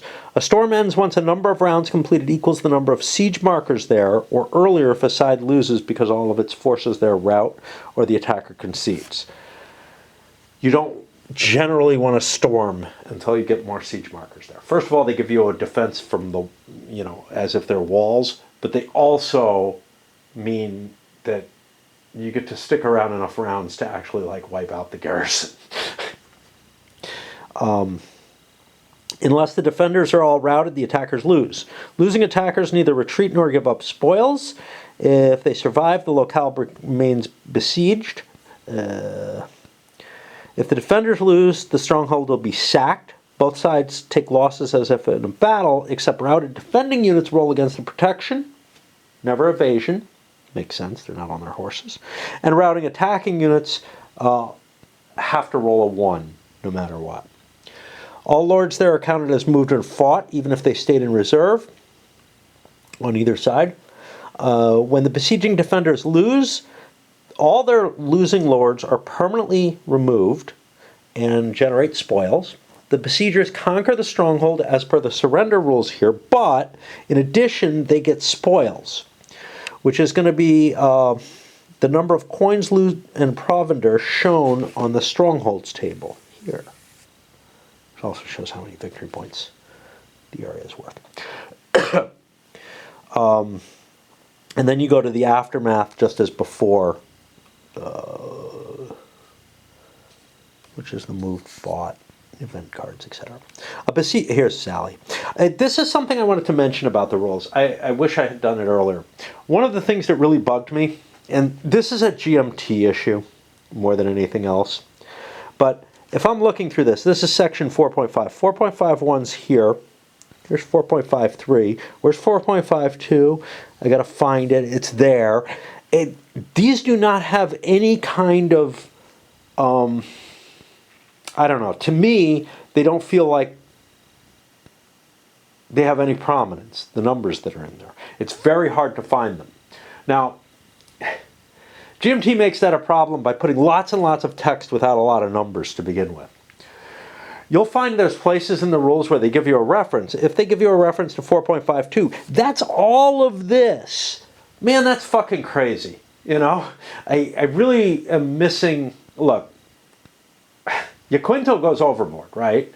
Where every 3 words has a number to it or something.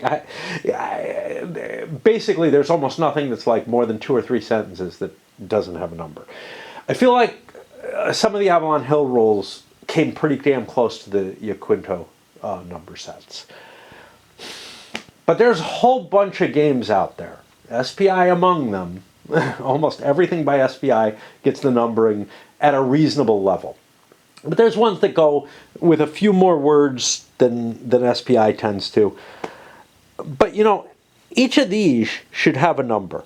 Each one of these, not the bullet points, but each one of these sections should have its own number. And by not doing that, you make things kind of ugly. Now on the bright side, there's a nice index. But the index gives you things at this 4.52 level, 4.53. Well, 4.53 is not too bad. But again, RAID here is jumping out a lot more than whatever the Sally is. Anyway. And it's a consequence of the Sally. It's like in bold, and that's not always the case in GMT. The lack of numbers is the case. Anyway. We get to Sally. A besieged lord can use a command to attack besiegers in a battle. All besieged lords then attack. They don't receive walls or garrison. But the defenders get the siege works as their defensive walls, in addition to what they have. Losing defenders retreat normally. Both sides are going to roll normal aftermath in that. If sallying attackers lose, remove all but one siege marker at the locale, reflecting that they've damaged the siege works with the sortie. They only have to fight 1 round to do this, so, that's kind of cool. Jihad, any jihad markers added at a Muslim siege removes all siege markers there. Yes, yeah. So if I'm sieging, I don't know, something that's owned by the Christians but is within the taifas, and a jihad marker gets added there, I've just captured it, right? It's just joined my side. which is why that's there. All right, supply. So we're going through the different commands that you can do here. We did march, we did siege, we did storm, sally. We're on supply. An unbesieged lord can use command action to add provisions from his map to his map from his seats that are supply sources. Now there are some supply source markers to help you mark what these are just while you're doing the action, as far as I can tell, because it wouldn't make sense otherwise. A supply route may not include a locale with an enemy stronghold or a lord unless the enemy is besieged or bypassed. In order to use a supply source, you have to have or share at least one cart or mule for each intervening way crossed along the way, along the path. And you add a provender for each of your seats which you're able to generate a supply route from. Forage can work just as well, but this is a means, let's say you're besieging or you're in an unfriendly area, you can trace back. You also might be able to, say in the case of Alfonso, who could have 4 different seats that could all be within range, and if he has enough supplies that he's sharing, enough transports that he's sharing, he could hit them all and he could pull 4 supplies in with 1 supply action. Whereas with forage, you get 1. Let's look at these other commands. Forage, you can't be besieged, and the locale may not be ravaged in order to forage. And you're able to get 1 provender if you're in a friendly fortress or city. If you're besieged in a fortress or city, I'm sorry. If you're foraging, you get a 1 to 3. Yeah, this is different. Unravaged or any friendly fortress city. Besieged in a fortress city with a garden. You add 1 provender to the foraging lord on a roll of 1 to 3, or if at a friendly stronghold, automatically. But you need the garden if you're besieged, is the key. Okay. Yeah.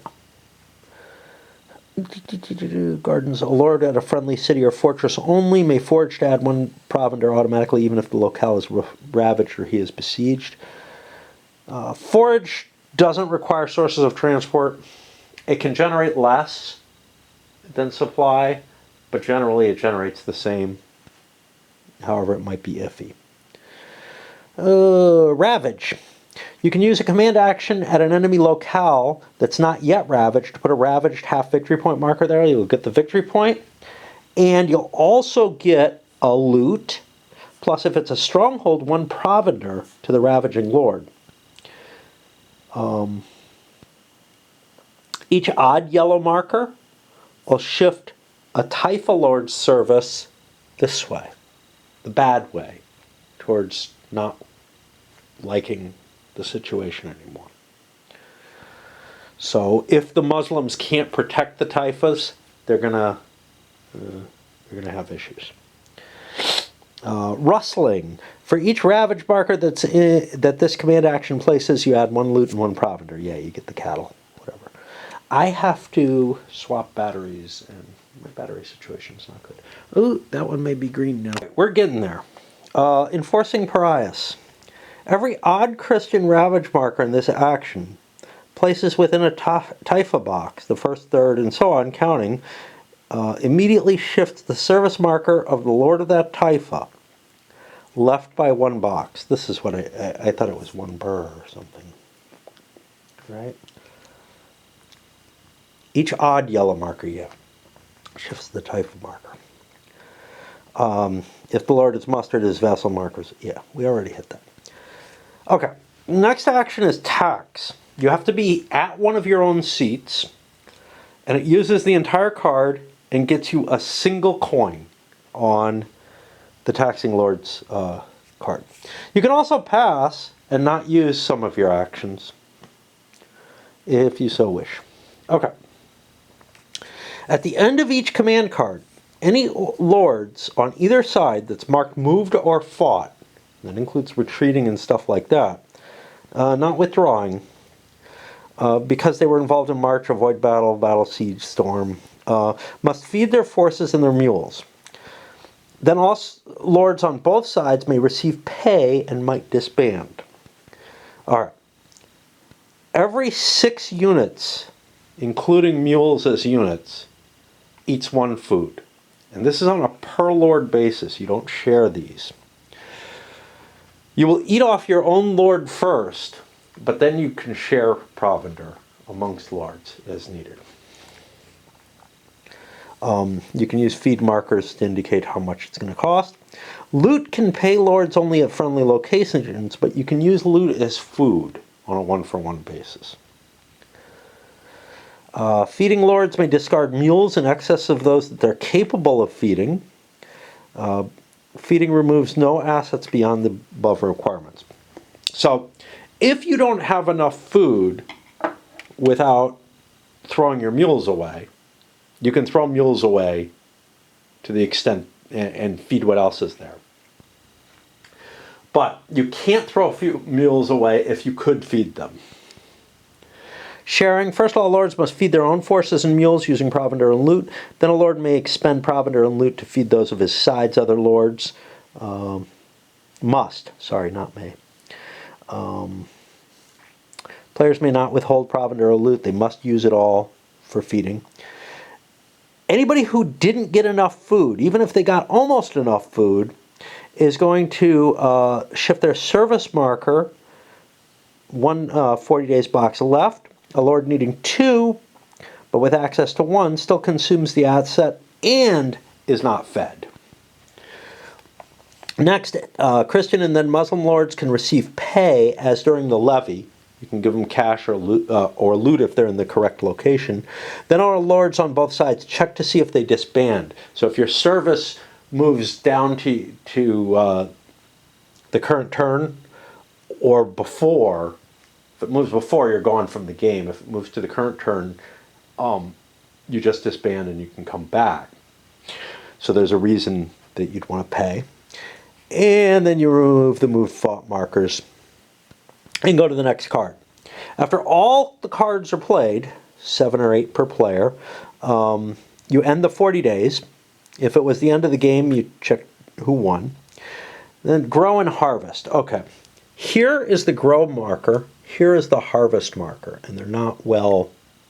It took me a long time to figure out where they are. It says they're on the calendar. Yeah, they're this little note and this little note. At the end of the 40 days, the second 40 days of spring, first the Christian and then the Muslim player takes half the enemy ravage markers on the map and removes them. And this changes the victory point totals. Harvest, which happens over here, at the end of the second 40 days of summer each year, each lord reduces his carts and mules to half their number, rounded up. Did I miss something?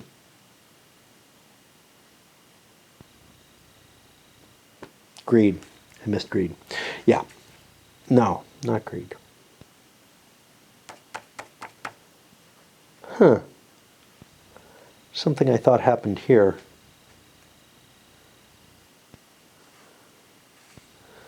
I'm looking for wastage. That's what I'm looking. Oh, it's coming up. Okay. Repairs. At the end of each campaign, not in winter, you remove 1 siege marker from each siege locale that has 3 or 4 siege markers. All right. First the Christians, then the Muslims must select and discard. Here they're doing really well with the numbers, right? Must select and discard any one asset or this lord capability card for each of their mustered lords who has more than one of any type of asset or more than one such card. Okay. So the way you figure this out. These are your assets. I think loot counts too. If you have more than one of any of those, you're penalized. Or if you have more than one card assigned to the lord. Okay? If you're penalized, you must get rid of 1 asset or 1 card. It's kind of weird. You're almost always going to be penalized if you're playing reasonably. Like, maybe you can cut things right to the bone or whatever, but it's usually not worth it. It's usually worth having some extra assets and letting them waste. All right, almost there. Victory points, we've already kind of talked about them. You get them from all kinds of things, and they're being tracked on here. They're all over the place. If one side has no mustered lords on the map, the game automatically ends with a... this is during a campaign, not during the winter. The game ends with an automatic victory, regardless of victory points. Otherwise, you go to the end of the scenario, and whoever has the most victory points wins. The rest of the book is scenarios, but there's a couple of rules that only apply to the campaign. The first is curios. We've already talked about these a little bit. At the start of the first autumn levy, turn 5, you check these conditions. And then you check them again on the start of the turn 6 if they're still available. Curios can occur if locales, not the typhus box, have more total yellow Christian conquered plus ravaged markers than green Muslim conquered plus ravaged plus jihad markers. Not the victory points, markers. There can be a lot of jihads out there. If the above condition applies, the Christian player can opt to place a curios marker on the current levy box, and if it's box 5, another one on box 6.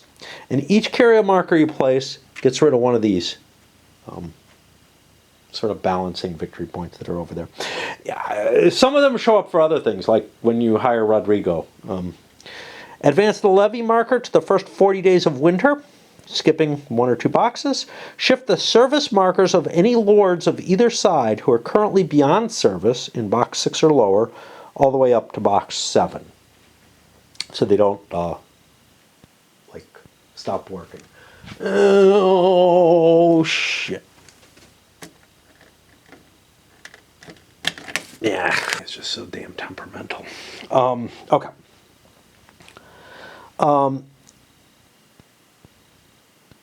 Anyway, if either the conditions don't apply or the Christians choose not to, you just play the campaign out for that turn. And basically it's the Christian's choice whether or not to push a little harder here if they can get more victory points than just grabbing one of those. Of course, these are permanent, kind of. Nobody's going to take them away from you. If you win stuff on the board, they can be taken away. So there's some consideration there. All right. Finally, there's the winter rules. Winter is like a special kind of game turn. It doesn't have levy or campaign. On the first 40 days of winter, lords disband in a special way. First, players may pay their lords, then they must remove any beyond service, exception for Rodrigo. Next, all remaining mustered lords except those at sieges disband as if at service limit. You clear each such lord's map and place each lord's cylinder on his map instead of on the calendar. For disbanding Typha lords, do not adjust the Typha status or award Pariah's coin. This is important. Normally, an independent area turns into Pariah's when the lord disbands. But he's still actively opposed. If disbanding either Rodrigo, the yellow or green version, places cylinder at calendar box 9, not on his map, even if he's beyond service. Then discard all board edge capabilities. There are going to be some things that are placed over here that are general and applicable to all the lords, to some of the lords, more than one. All right, possibly all. Winter Siege. Each 40 days of winter, boxes 7 and 8, each besieging lord can undertake one supply or ravage action. as able normally. Then each lord at the siege locale must feed. Finally, Christian and the Muslim players may pay lords at siege, per 3.2, the normal, and must disband lords at siege locales at or beyond service limit, which could end up destroying them for being in a siege if they fuck things up. All right. After you finish the second 40 days of winter, and you have to do that twice for both of the winter rolls if you're at siege. So you kind of don't want to be in a siege at winter, but if you think you can, I don't know. Yeah, you just kind of don't want to. Upon the second 40 days of winter box, Christian lords who disbanded to their mats automatically muster, place their cylinders at free seats, put service markers ahead normally, and prepare these lords' mats anew, as if they just mustered. If Alfonso musters, he has to do so at Leon if possible. He has 2 seats, right? Well, he has maybe 4. Lords with no free seat do not muster. Instead, place their cylinder ahead on the calendar as if they disbanded on this turn. And I think they're still going to need a seat to muster. Then the Muslim lords who disbanded to mats have a free seat automatically muster this above. But you shuffle together one command card of each lord except Almoravid. Reveal the cards one at a time and put the service marker of the first card's lord in box 10, the next lord in 11, and so on. Almoravid, if mustering, will show up in box 14, way out here. What does this mean? Well, their service ratings are like 4 for all the lords. So 10 is a 2, 11 is a 3. This would be where they naturally would have gone, but they're not coming back as willing to fight if they fought the whole last year, or if they fought towards the end of last year. So that's something to consider. On the other hand, you don't have to roll to muster them. You're going to have a bunch of lords on the board, and if you take actions with them, you can tax, you can create money, you can buy and shift them forward. There's all kinds of stuff you can do. The thing is, though, when you have a whole bunch of lords on the board, you might be finding that your command limits are actually more of a problem, because some of those Muslim lords don't have a lot of commands. I mean, Almoravid's your good one, and he has 3, right? This guy does too. Other than Rodrigo, you could have him.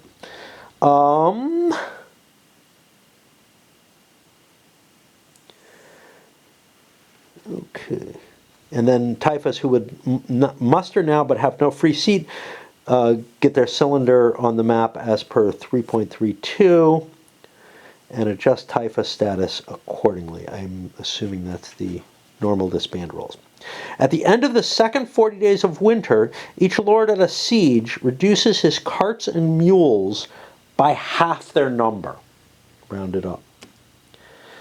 I am guessing the reduction is what's being rounded up by the wording of that. I would take it specifically. Right. So yeah, when I barrel through the rules, it's harsh and it's ugly. One nice thing is the early intro gets you most of what you want it, but what are the concerns that I have? One is probably the biggest one is the amount of pre-planning you have to do. Now, I've gotten kind of used to it, but it's rough, man. It's rough. It's one of the hardest things to deal with.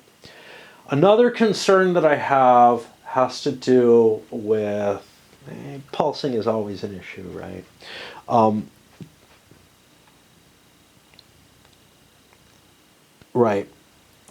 Has to do with some of these event cards. So first of all, you get to manipulate the event cards. Now, some of them make perfect sense. So like, do you want to be able to disband Rodrigo, which is something you would do if he's on the Christian side, or do you want a card that works with Rodrigo? And there's, in terms of manipulation, it doesn't make any damn difference. But there are some that are like hold cards,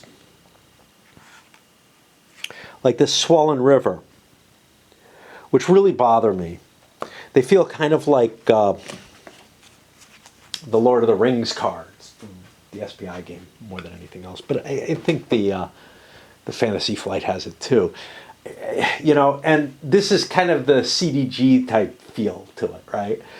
Oh, I have a Magic Can Flood the River card.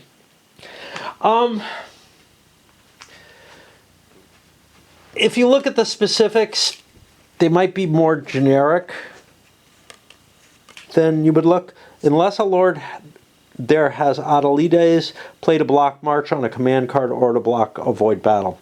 You know, it could be looked at as I know that, like, it still feels magical, right? You don't have to take the words of Swollen River. You could say, well, okay, it just means that all of my commanders have this special capability to one time intercept or cause some problem or something like that. But it still doesn't feel right, right? Like, look, if a commander has a capability assigned to him that allows him to always, you know, intercept or something along those lines, that's fine. Or to have a chance at it. Because then I've assigned, you know, some kind of brilliance, tactical leadership or whatever to that. You know, I can do some hand-wavy explanation, but it's really hard with this. Even if you ignore the fact that it says Swollen River, you can just say, well, you know, it indicates some kind of capacity to you know, outmaneuver the enemy. Yeah, but it's not assigned to one person. It's just this secret thing that I've got that at some point or another, one of my leaders is going to be able to do this thing. And it just doesn't feel right? You know, it's pretty minor in this game compared to this kind of functionality in most CDGs or something, where, you know, maybe a tenth of the cards or something are that kind of have that kind of capability to do something that you're just like, yeah, well, that's bullshit. You know? So I'm not going to press it too much, but whenever I see it, it just bugs me in any system. Honestly, in this one, you're paying so much. First of all, you had to draw it, right? It's not like you know, you've got a handful of cards and you're choosing, well, I'm going to use this, you know, to control the weather, or maybe I'll muster troops with it. You know, so it's less obvious that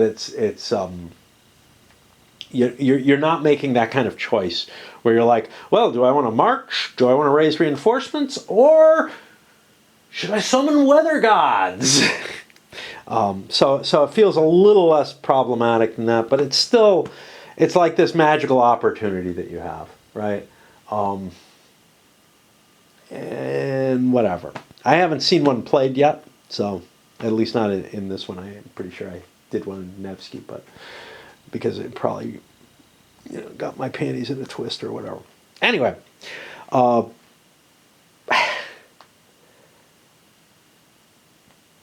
there is a lot to like about this. You know, the fact that it's sort of an operational level of medieval warfare with all the raids and